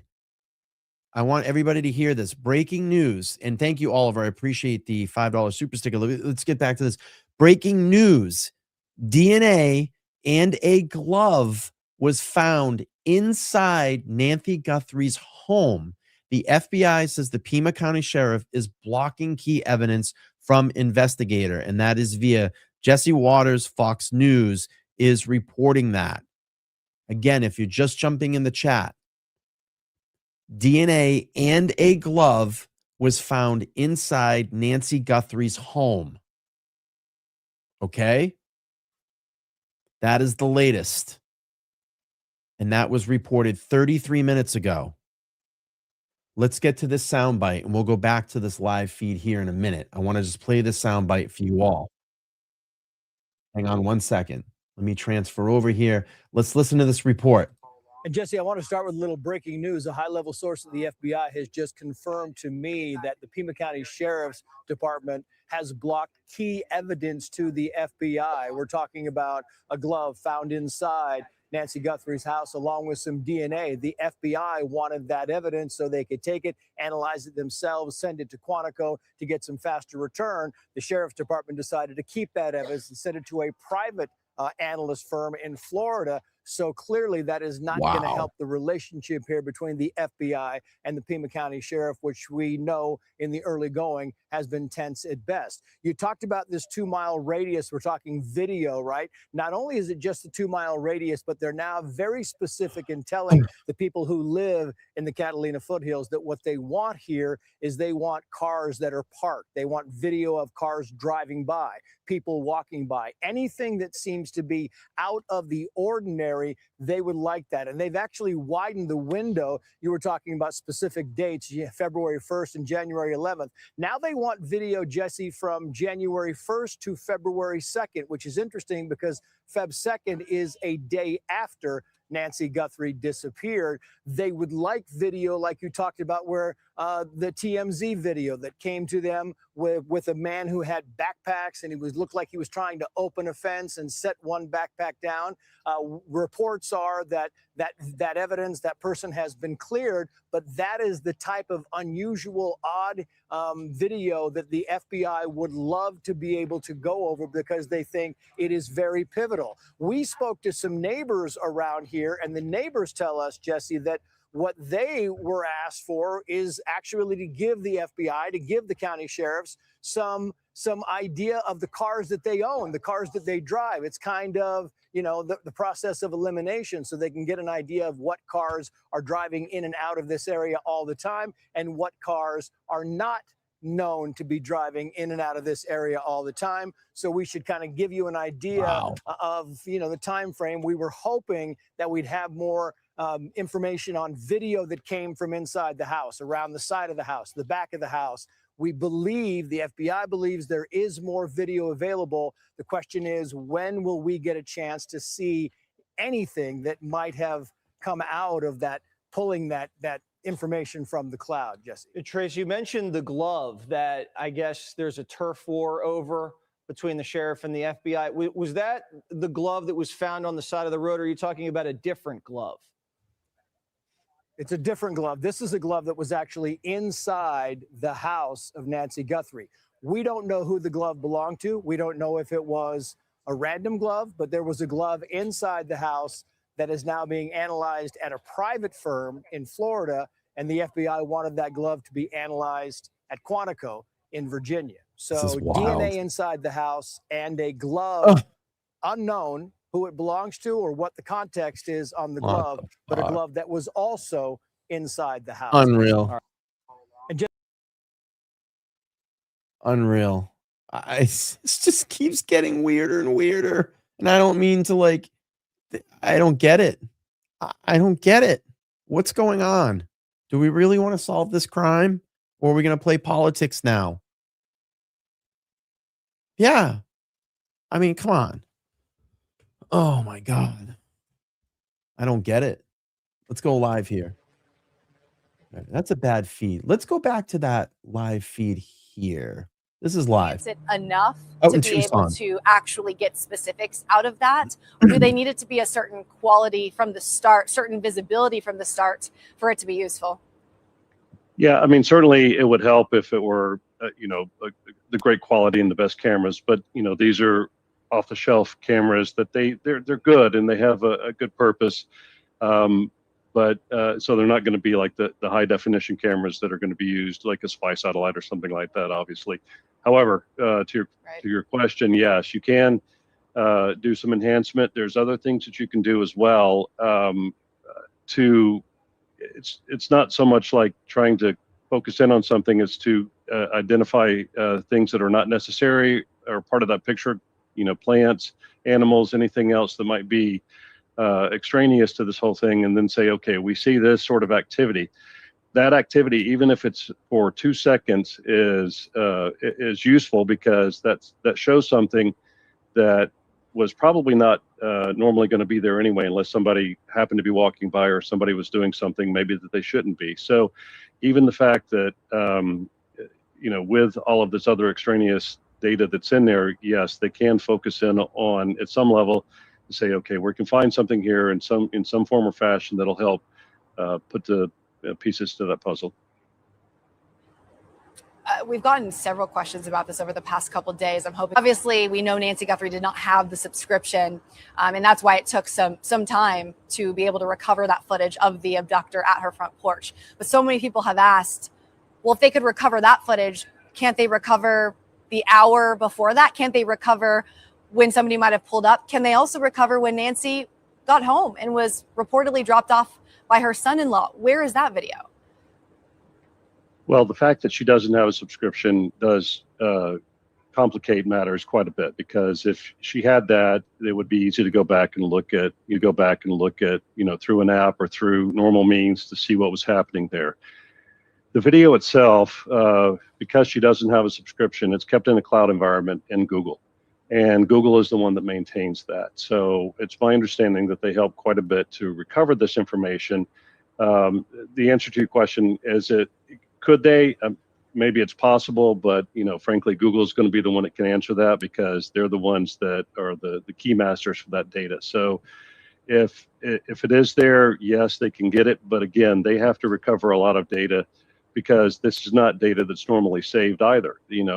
This is really to help with the normal process of some activity that's occurring, through your house or in real time.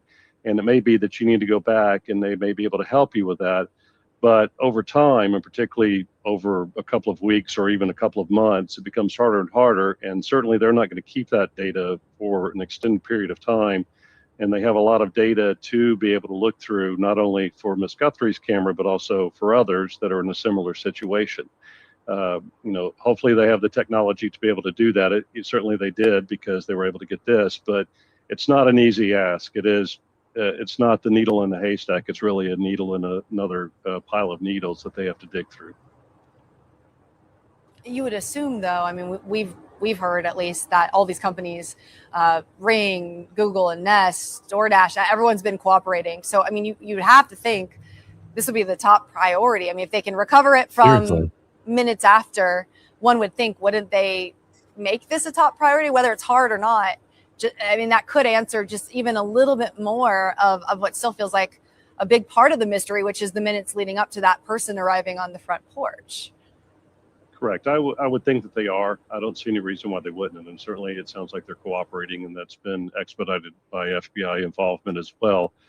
But this is a lot of data. It is, terabytes or more of data that has to be sorted through. And that's really where that becomes the issue. It's not a matter of it not being a priority. It is, but you really have to dig through a lot of data points to get to something that's valuable. And fortunately, they were able to do that with the data that they provided yesterday. But yes, and I'm sure they're doing that now. But yes, it is going to take some time to get through that data, just because of the volume. Yeah.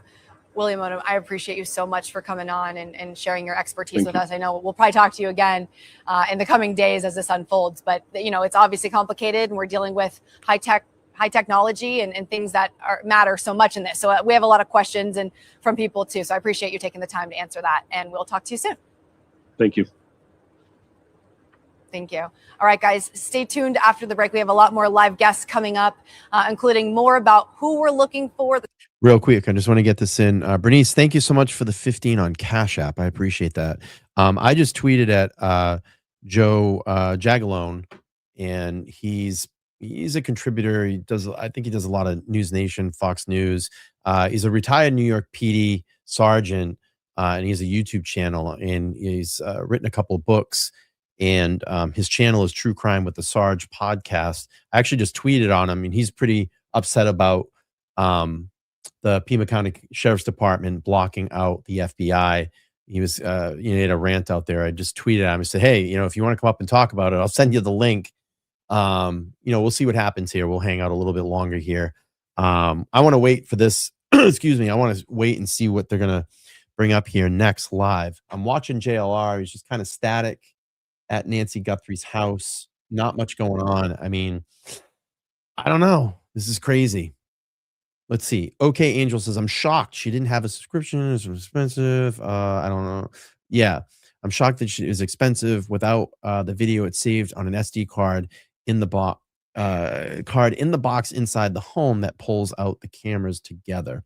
Without a subscription at last for 12 hours. Yeah, Sarge is great.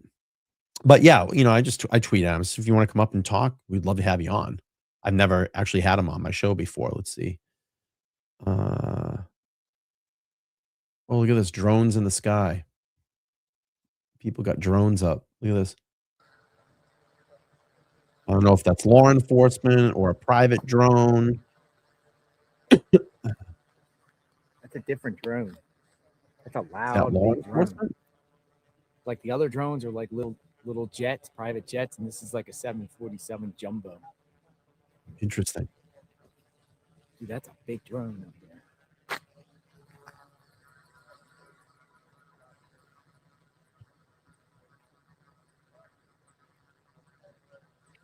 Oh, thank you, Punky. Are you new here? Are you new at the channel? Let me know if you're new. How many people are new here? How many people are new? If you're new in my chat, if you just found my channel tonight, give me a 1 in the chat. If you found me, if you've been here a long time, media here, but there or is 2. it does appear a lot are leaving. So that's the last car out there, as you know, during the day. It'd be all the way down the street. Okay, hang on. Still got people. I get an update from Brian Enton. Brian Enton says, it's insane. That's how an FBI source summarized the Pima County Sheriff withholding evidence from the FBI, according to News Nation. Wow. So we have some new people. We have some new people that found us tonight. We have some long timers in here that have been here. I'm new. Love your channel. Thank you, Alma. I appreciate that, Alma. Thank you. Love it. Thanks for being here. And if you have, check in, subscribe. I do these recaps at night. Let's see. One found you in the Karen trials. Thank you for being here. I appreciate that. Stormy says, one in subbed. Thank you. Appreciate that. Found me last night. Great. Thanks for being here. 2 days ago, I found you. Great. And listen, I have a lot of Epstein footage and coverage coming up. We're going to be going back to that. I'm going to be diving back into the Epstein files. I know that's a very hot topic that's out there as well. And it's very important, just as important as this case. And we're going to start dipping back into the Epstein files. Found me yesterday. Thank you for being here. I appreciate that. I'm new. Great coverage. Thank you. I appreciate that, Michelle. Thank you so much. Found you 2 days ago. Great. Look at this. All these great people have come in. Keep up the great work. Thank you. Now it's time to sign off. I'll be listening. Good night, though. All right, Mimi, have a good night. And you're new here as well, too. Only subscribe to you today, Yvette. Thank you, Yvette. Thanks for being here. Your commentary is good. Let me know where everybody's from. Is there anybody from Arizona? Are you from the Tucson area? Let me know in the chat. Are you from Tucson? Is this happening in your community? Actually says, I found you over the weekend and been coming back since. Well, thank you. Where's everybody from? Yeah, I'm going to be doing an extreme breakdown, and I have been doing an extreme breakdown of the Epstein files. But this is, this story is just, it's so captivating at the moment. Not that Epstein, isn't, because it is. And we'll be going back to Epstein coverage. I have a great video that's going to be coming out probably on Monday. And oh, look at this, right in my neighborhood. Look at that, Michelle from Boston. That's awesome. I'm in Massachusetts as well. Las Vegas. We have Oregon. We have Australia, England. Check in. Look at this, Manchester, New Jersey, New York, Bristol, Connecticut. I used to live out in Connecticut, down in New London. Down in that area, East Lyme. Scotland, Indiana, Tennessee, Massachusetts, West Virginia, and Maryland. We've got Cleopatra says, welcome to the space. Drama-free, great discussions. Hit that like. I appreciate that. Mass, Toronto, Canada, Boston. A lot of Boston people. New Mexico, Detroit. Been watching you since the Karen Reed trial. Love you reporting. Thank you, Crazy Mom. I appreciate it. Ohio. Prospect, Kentucky, Louisville. Awesome. Massachusetts, Bristol, Ohio. Just sub tonight. Well, welcome in. Thanks for the new sub. Texas. Whoa, what's this? Is that a drone? Look at this thing. No, I thought we were looking at a drone still. It was a car light. I looked over real quick. Is that a drone? Massachusetts, Canada, south of Boston. Let's see. Nevada, Rhode Island. Watching on Facebook. New here. It's a cop. Missouri, Vancouver. Beautiful up there.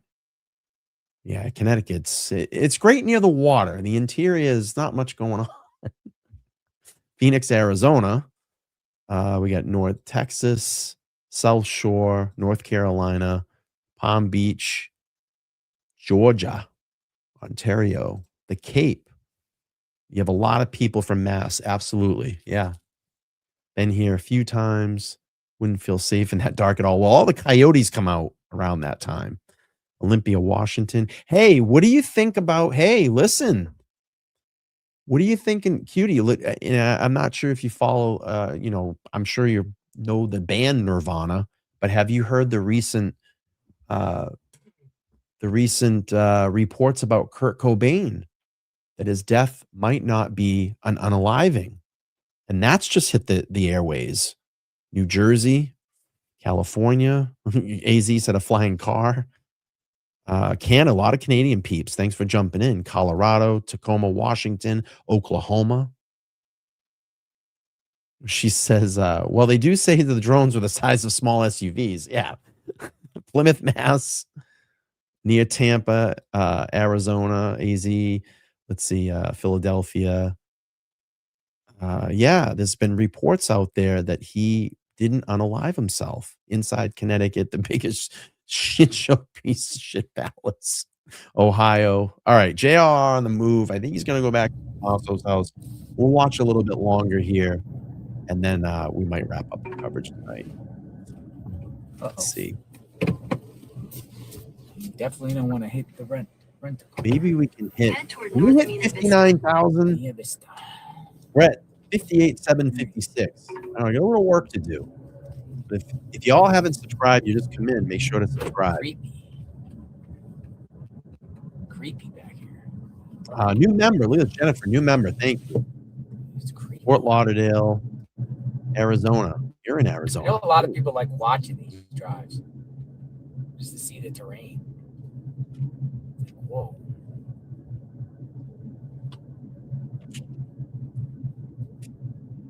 Yes, really. I swear you can Google it, look it up. Nashville just sub last night. Well, thank you for being a new sub. Appreciate you.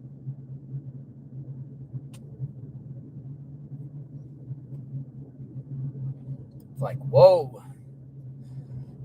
Whoa, folks. So let's go back. Let's go back here for a minute.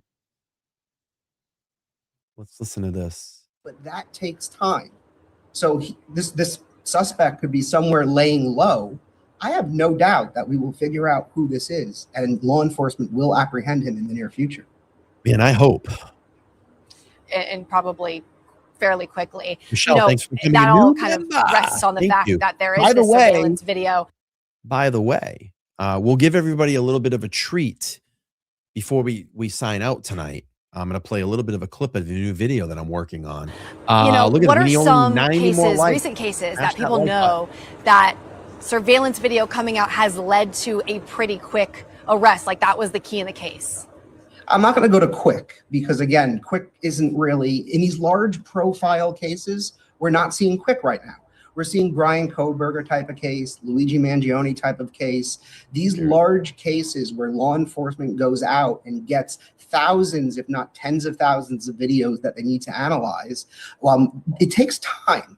The data is there. The files are there. Law enforcement just needs to find out where they are, get a hold of them, analyze them. And somewhere along this line over the past month, there will be little digital breadcrumbs that the kidnapper could not control, no matter how professional or unprofessional they were. They're going to be a dash cam of an Uber that was driving down the road at the same time, or one of those types of situations. That guy's been and when cleared. law enforcement gets the correct. Let me just do this. Let's see. Gidget, that guy has been cleared. We talked about that earlier. So they did have law enforcement had a conversation with that individual in the alley, and he has been cleared. He has been cleared. Something that came to mind for me too was the recent Charlie Kirk fatal shooting. Once that video went out, you actually had the suspect, Tyler Robinson's parents, who identified him from the surveillance video and then, worked with authorities to turn him in from there. Is it also possible that it could be a family member or somebody close to this person who sees the surveillance and says it also becomes basically the break that can crack this case open? Yeah, that needs to be looked at very carefully, because we have a good enough video of this suspect and their gait and the way which is the way that they walk. We have a good enough view of their face in that someone out there, without a shadow of a doubt, is looking at this video thinking they know who it is. Those people should come forward even if they're uncomfortable, because if I knew this kidnapper personally, I would probably be able to recognize it from that video. So somewhere in America, there are people who could watch this video and know who it is, call in a tip, and help this process along. Yeah, I agree. I was thinking the same exact thing. If this were me and I knew Okay, I that have an person. update here. Let's see. Let's pull this up really quick. I have an update about the sheriff. I have an update. He fires back. This is reporting from Tucson 9. Nanos fires back at FBI for funding allegations. Let's see this. Tucson, Pima County Sheriff's Department, Chris Nanos is firing back at the FBI for investigating the Sheriff Department over spending. This comes from an article published in the Arizona Daily Star. Says the department spent funds seizing in drug investigations on cafe for employees at the Sheriff's Department headquarters. I am upset at the FBI. Absolutely. They will get by with saying no comment. Who does that in today's world? Said Sheriff Nanos in a sit-down interview with KGUN 9 on your side. Nanos said that he was just wanted to get his employees a cheap, decent meal. To heck with that preliminary investigation. Why are you doing a preliminary investigation? Said Nanos. Sheriff Nanos said that the FBI does not find anything his department is willing to cooperate. Watch the full interview here. Let's watch this. So, Sheriff, I first just I don't know. We're going to watch what 9. did you know about a possible investigation into your department? Well, you probably know what you know because you read it in the paper, and that's how I know about it. I think back in November, Ms. Schmidt had talked to us and done an investigative report on our cafeteria. She reported a number of flaws in our procurement process that we hope to have corrected. We're still working on some things, permits at the jail, those types of things. This was all done prior to me getting here, but we recognize that, yeah, we've made some missteps and we're taking care of that. Oh, boy.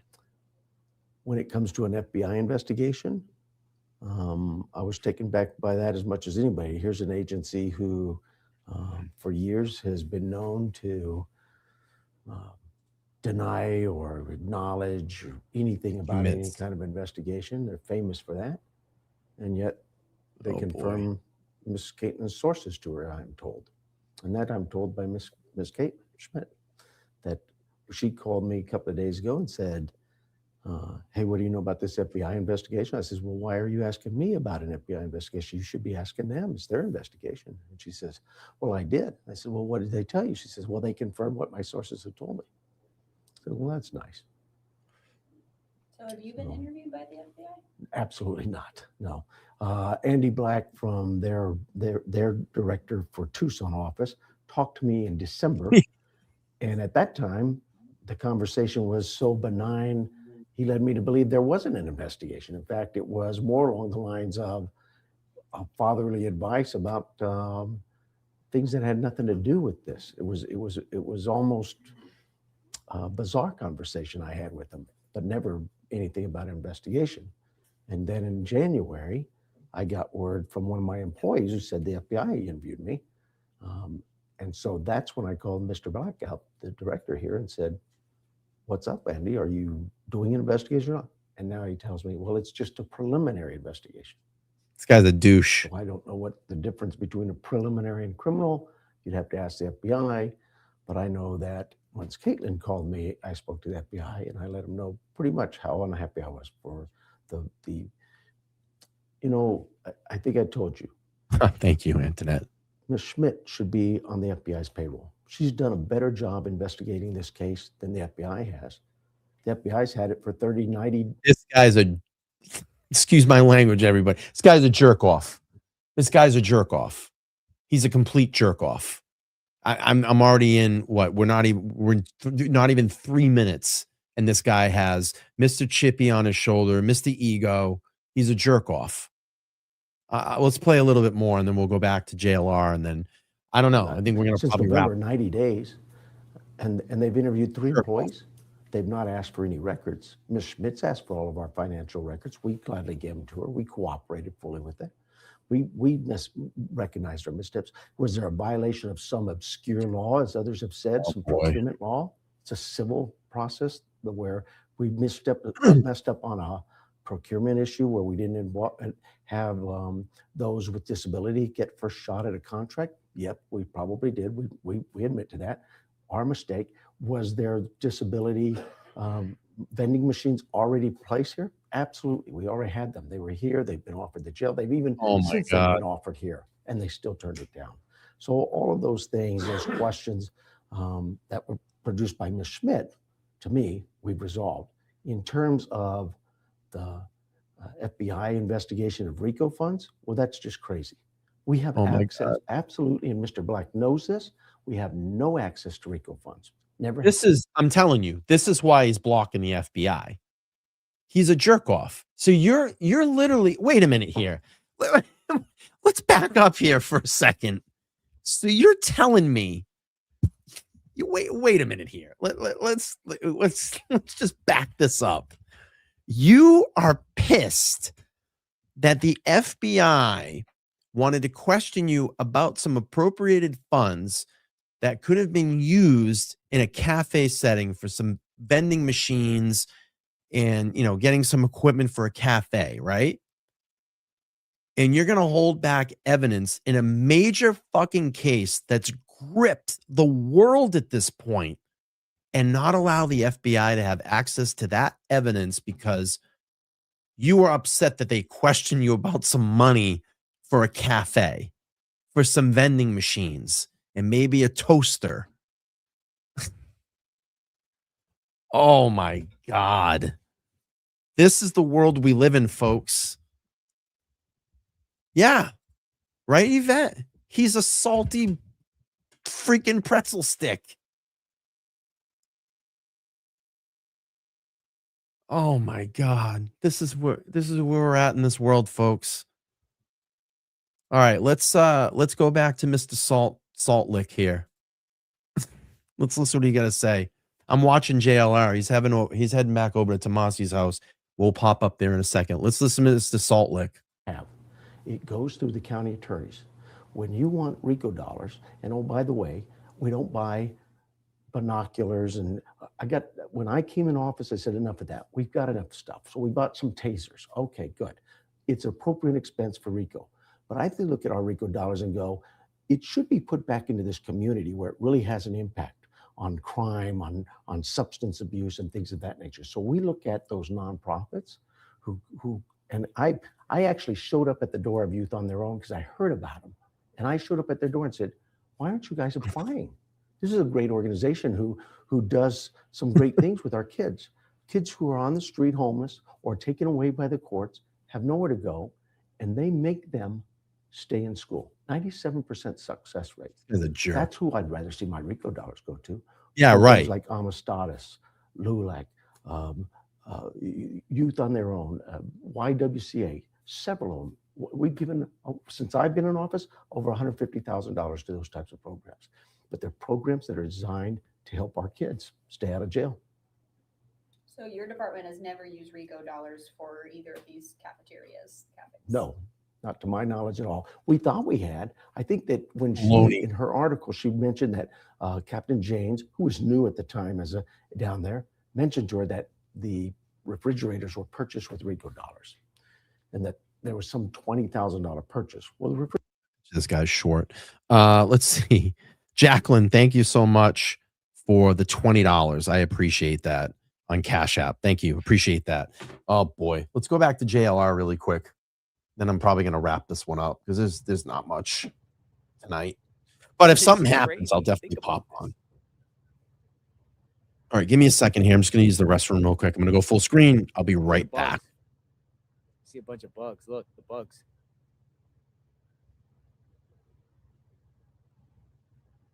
Crazy.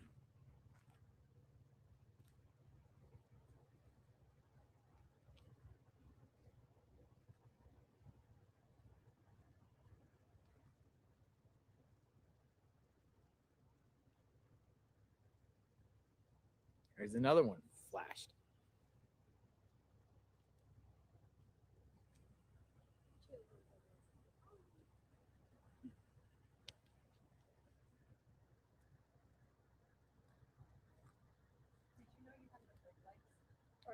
Are you the one that was following me?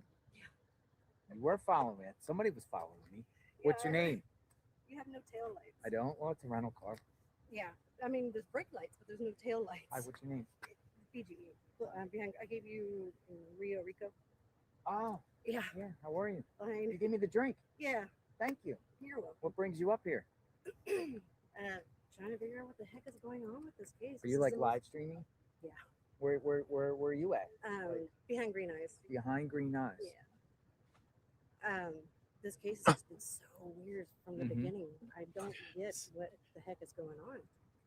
So you were over at the other house and then you came over here? Yeah, because it was looking kind of dead over there. I'm not sure what's going on. The sheriff, he's an idiot. Blocking. Do you know the sheriff? Oh, let's listen to this. There's a local. I'm here visiting, but I'm here a lot. The sheriff is an idiot by, not giving,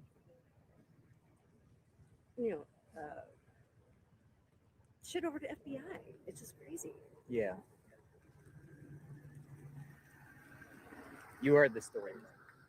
I'm sorry? You heard the story. Mm-hmm. Yeah. That he sent the So you glove just off heard- to Florida. Yeah, you just heard that. Yeah, I heard that a while ago. What's funny is that how they call everyone armchair detectives, but yet Did he call people armchair detectives? Sometimes the sheriff, the police say, well, armchair detectives, if they think they know better, they can come up and sign up and apply for a job. Right. Right. But yeah, You know why my tail lights were out? Because I didn't have my lights on.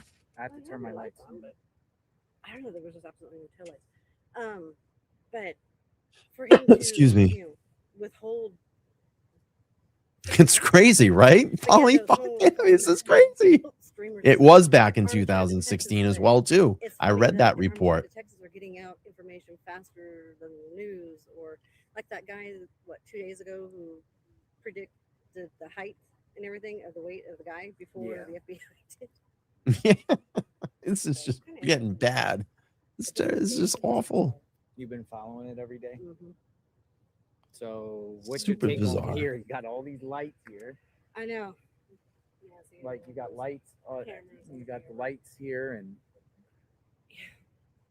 Yeah, I mean, I don't know what else is going to be going on at their house. I mean, I think FBI raids are coming down soon somewhere. Hopefully. Personally, look at all the bugs. yeah, I think there's going to be something happening soon. I mean, I guess they're going to start releasing some more video. Oh, interesting. Let's listen to this. That poor Carlos guy getting raided like Were you out there on his porch? No, you know what? I just left like maybe 20 minutes. So you were there with the car. Yeah, and then I went down to the house. And I It's was there for a while. Tomasi's house. I left Tommaso's house. Sorry. probably around Tomasi, midnight. tomato, tomato, however you say And it. I think that's when, not long after that, I was watching you, and they said that he came out and gave an interview there. But I'm like, of course. Yeah, I missed it though. I came on the back end. Oh, did you? Yeah, but he was up on the porch. I believe him. I don't think he's involved at all. I don't think. I think it was just like, I feel bad for the guy. I mean, and his dad is pretty bad though. His dad's done some crazy stuff. His dad's a registered SO. Guilty by association. But that guy seemed like he's just like, yo, like that sucks, like somebody just point a finger. Imagine that could be you. Like it could be any one of us just get pulled over and say, oh yeah, we're gonna detain you and rip your house apart just because you got a tip. And it was the Pima County Sheriff. Office.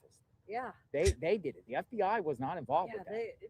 So that just shows another maybe mishap by the Sheriff Nanos in They a don't seem sense. to know what one hand is Like doing. Nanos is just sending SWAT team down to another county and just rip some dude out of his car and literally hold him in a vehicle, interrogate him, and make him supply this, that, and the other just because he maybe His eyes. his eyes look like the guy and maybe he delivered a package and you get all treated like that. I mean, that's crazy. He has lawsuits. He wasn't even the right height. It didn't look like, or the same build. Yeah, the Yeah. guy is like 5'9", 5'10". Yeah. That they're looking for.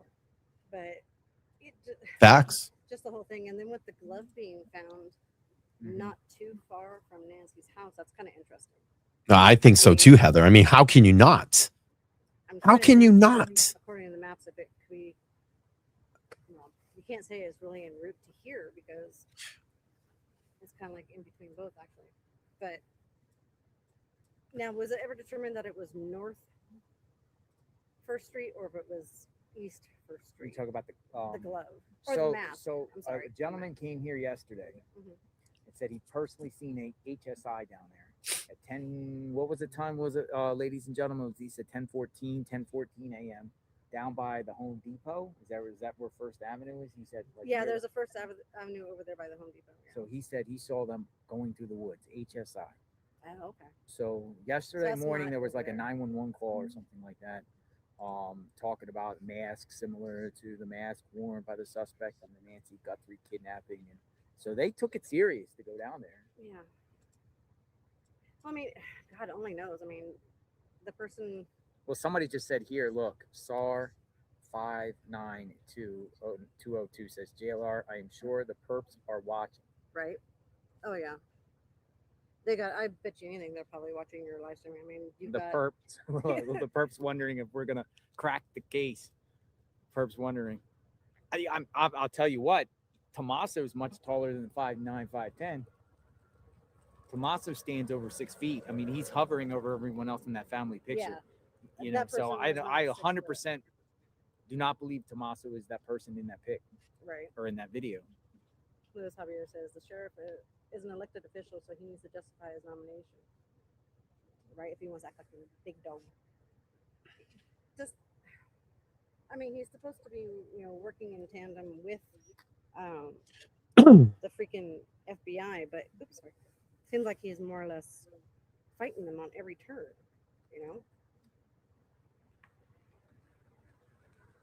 I just tweeted at the Pima County Sheriff. I just said, do better.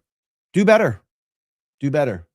This is for live streaming, but I have StreamYard and it sucks. Especially when you're using a phone. All right. So what I'm going to do, I'm going to sign off for the night. I'm going to get some rest. We'll see what happens out front here. Annie Tommaso's home, Nancy home, whatever. I got to return my rental vehicle. We'll come back. There's nothing really going on here. So, we covered a lot today. This is not done, folks. Yeah. This is not done at all. It's And, crazy. we are praying that Nancy is found safe. We're praying for all the law enforcement. We knock Nanos. We want Nanos to do his job. Deputies out there, and I can say the deputies out in Pima County that were at Nancy's home, all of them respectful, nice. Praying for the FBI agents, praying for HSI and all the partnering agencies out there. They're working around the clock. FBI has this command center. I mean, they work and they can do their stuff, and they will. They will solve this. This will be solved. It's just a matter of when, but it will be solved. They will find the person. I have no doubt. I would love to come back and report to you. Breaking news. They got another person. They got a suspect. Got somebody. I would love to come back and do that, and I can't wait. We are on standby. JLR Investigates. We're on standby.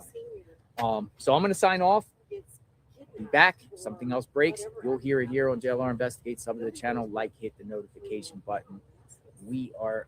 All right, let's go to earlier when he found that piece of paper that I was talking to. And thank you so much, Antoinette, about the likes update. If we get there, I'll drop some memberships in the chat. But let's play this, and then I'm going to play a piece of some video that I've been working on an Epstein video, and that should be launching hopefully on Monday. All right, let's play this really quick. I just did my thing. Oh, here it is. Here. Matter of fact, let's go get the.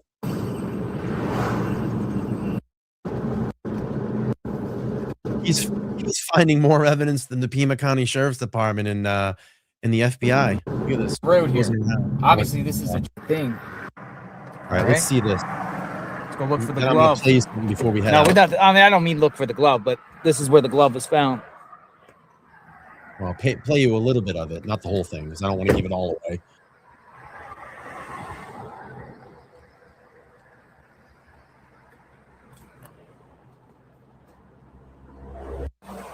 Watch this.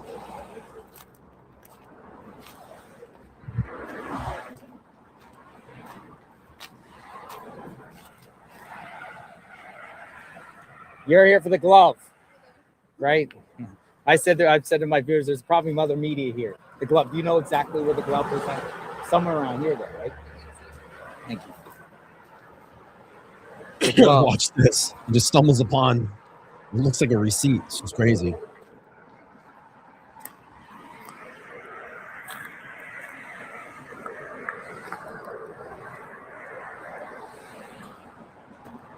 So the glove, 5125. Look at this. Just south of Nancy's home.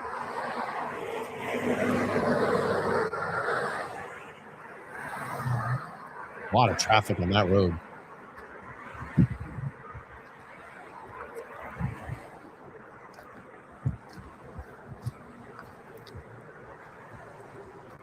Ski mask.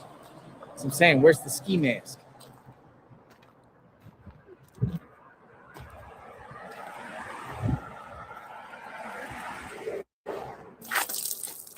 Look at this.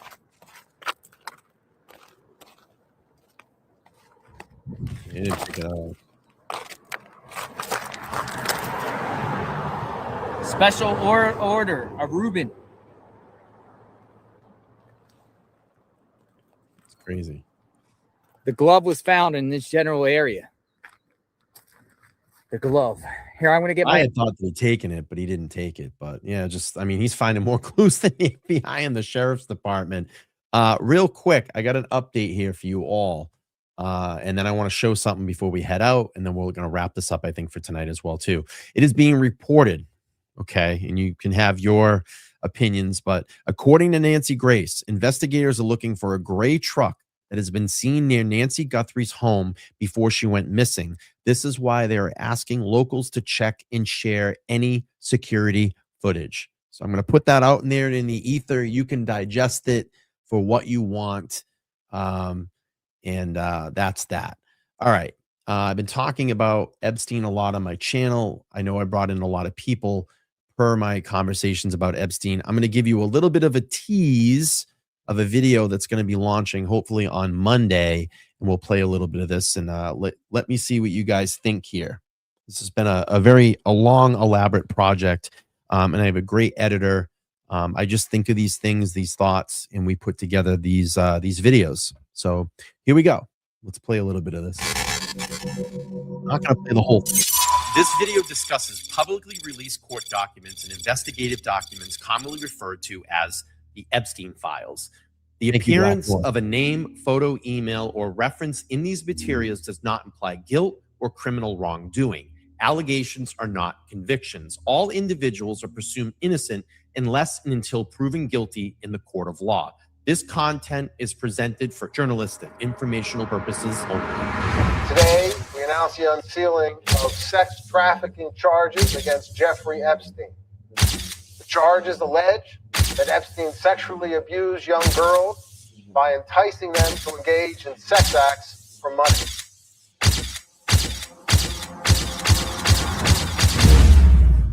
Do you think you're the devil himself?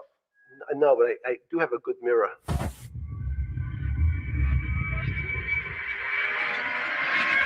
Hey, what's up, everybody? Brian here from LTL Media. And what you're about to hear in this video is disturbing, it's complicated, and probably some of the most craziest shit that I've seen hit the internet in years. Over the last several years, especially over the last few days, millions of pages tied to Jeffrey Epstein and his crimes have been made public via the DOJ. These are commonly referred to as the Epstein files. In this video, I'm hoping to explain what these files actually are, what they are not, and how to responsibly understand what's inside them.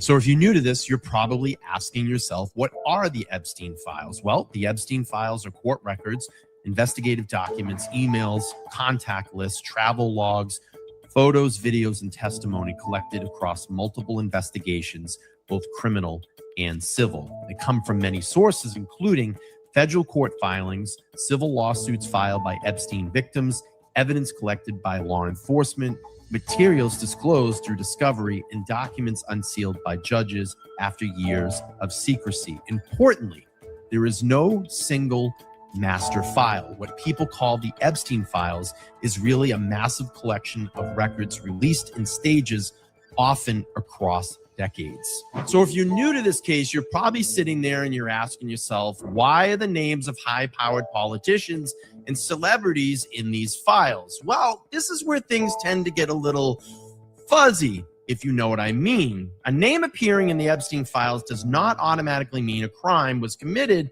by this person, but it should cast some major shadows of doubt on their innocence. Names appear for many reasons. Someone was contacted, someone was mentioned in an email, someone was interviewed, someone was listed as an associate, or someone was accused but never charged. Hey, and we here in the public have every single right to look into these files. These files aren't meant to stay buried. We have the right to peel back each and every layer and expose the truth, the people that were involved, and those who worked to keep it hidden. What is confirmed? All right, that's all you're getting right now. That's all you're getting.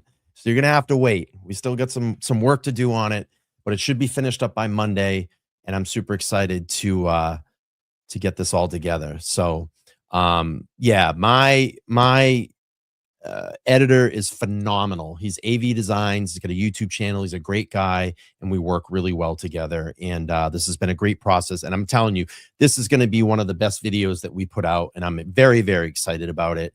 And you know, if some things have changed since I started recording this video and putting it together. So we're just finding out more information now. And you know, with the advisement of some of my lawyer friends, you know, you got to be really specific about the language that you use as well too. So we'll see what happens, but I am very, very, very, very excited about this video. I'm seeing a lot of positivity in here in the chat about it. Thank you, Nancy. I appreciate it. Great reporting. Thank you. Yes, the blue dress picture, of course. Got to get that in there. But I'm going to be doing a ton of coverage on the Epstein files. You're going to want to come back. But I want to give you a little bit of a teaser so you guys could see that. And, you know, I can't wait till we start getting back on that and talking about that again. I had a video, if you haven't seen, I did a video. I actually got the opportunity before the DOJ pulled. I got the opportunity to download the data sets. So I have all of them. And what I'm going to do is my video that went, I guess, semi-viral. It's got 221,000 views on it. I've dropped that link in the chat, and go check that out. That's for data set 1. And we still have many, many sets to go through here on the channel, but we do an overview of that. And again, I'm very excited about it. And we're going to be really, you know, jumping into the Epstein files. It's very important. And so I can't wait. Brian, you'll be back for 30 minutes for breaking news like the other night. Yeah, I don't know. Maybe that kind of happened the other night. No, it was like 10 minutes. I'm just going to take a quick look at X before we leave. All right, let's go to this report. This is 21 minutes ago. Let's jump on this. And it says, Nancy Grace warned sending critical DNA to private lab could risk destroying limited evidence, questioning why it's not being handled by the FBI. Gee, what case did we hear that in? Idaho? Right? And let's see. Nothing new. Nothing new. Nothing new. Okay, guys and ladies, I'm going to wrap this one up for tonight. I appreciate all of you for jumping in. It's been a real pleasure tonight, and I'm going to keep, reporting on this, and we'll get into back into the Epstein files. I think that's very important as well. We cannot ignore it. There's been tons of new information that have come out in the Epstein files, and literally the proverbial blocking of names. Like, just release the names. Just release all of the names. I don't care who you are. I don't care what political party you're affiliated with. I don't care that you're a Fortune 500 CEO. If your name is implicated in the Epstein files and there is strong evidence that you partook in any of the illegal activity that are mentioned in those files, you need to be eliminated forever. You need to go away. And I'm going to tell you, I think the only reason that all of these names are being held back right now, that all of these names are being held back right now is this. With the amount of people that are going to be involved and exposed in this, that have high power positions across our world and our government, it will create a major collapse of our leadership in this country. Not that it's not happening anyway, but it will create a major collapse. Financial collapse, governments collapsing all over the world, companies going under. I'm telling you. And that is the fear, and that's why they're holding back. Thank you, Granny. I appreciate you. That's why I appreciate you. Okay, just look out for the channel. Look out for the live shows. I'm not sure if I'm going to be able to do something tomorrow night. I do have to work, but if anything breaks in the Nancy Guthrie case, I promise you I'll be back. It will probably be a little later in the night, East Coast time, probably closer to 9 o'clock East Coast time. So keep an eye out. But normally I regularly stream Monday, Wednesday, and Sunday nights at 7:30.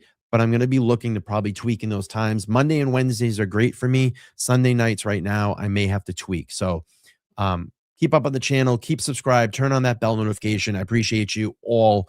Appreciate all the support tonight, all the new members that joined, all the new subscribers that came in, all my wonderful moderators in this phenomenal chat. And we will keep an eye out on Nancy Guthrie, day 12. And I hope that, she's returned to her family soon. All right, everybody, I'm going to have a good night. Thank you. I'll talk to you all soon. Peace.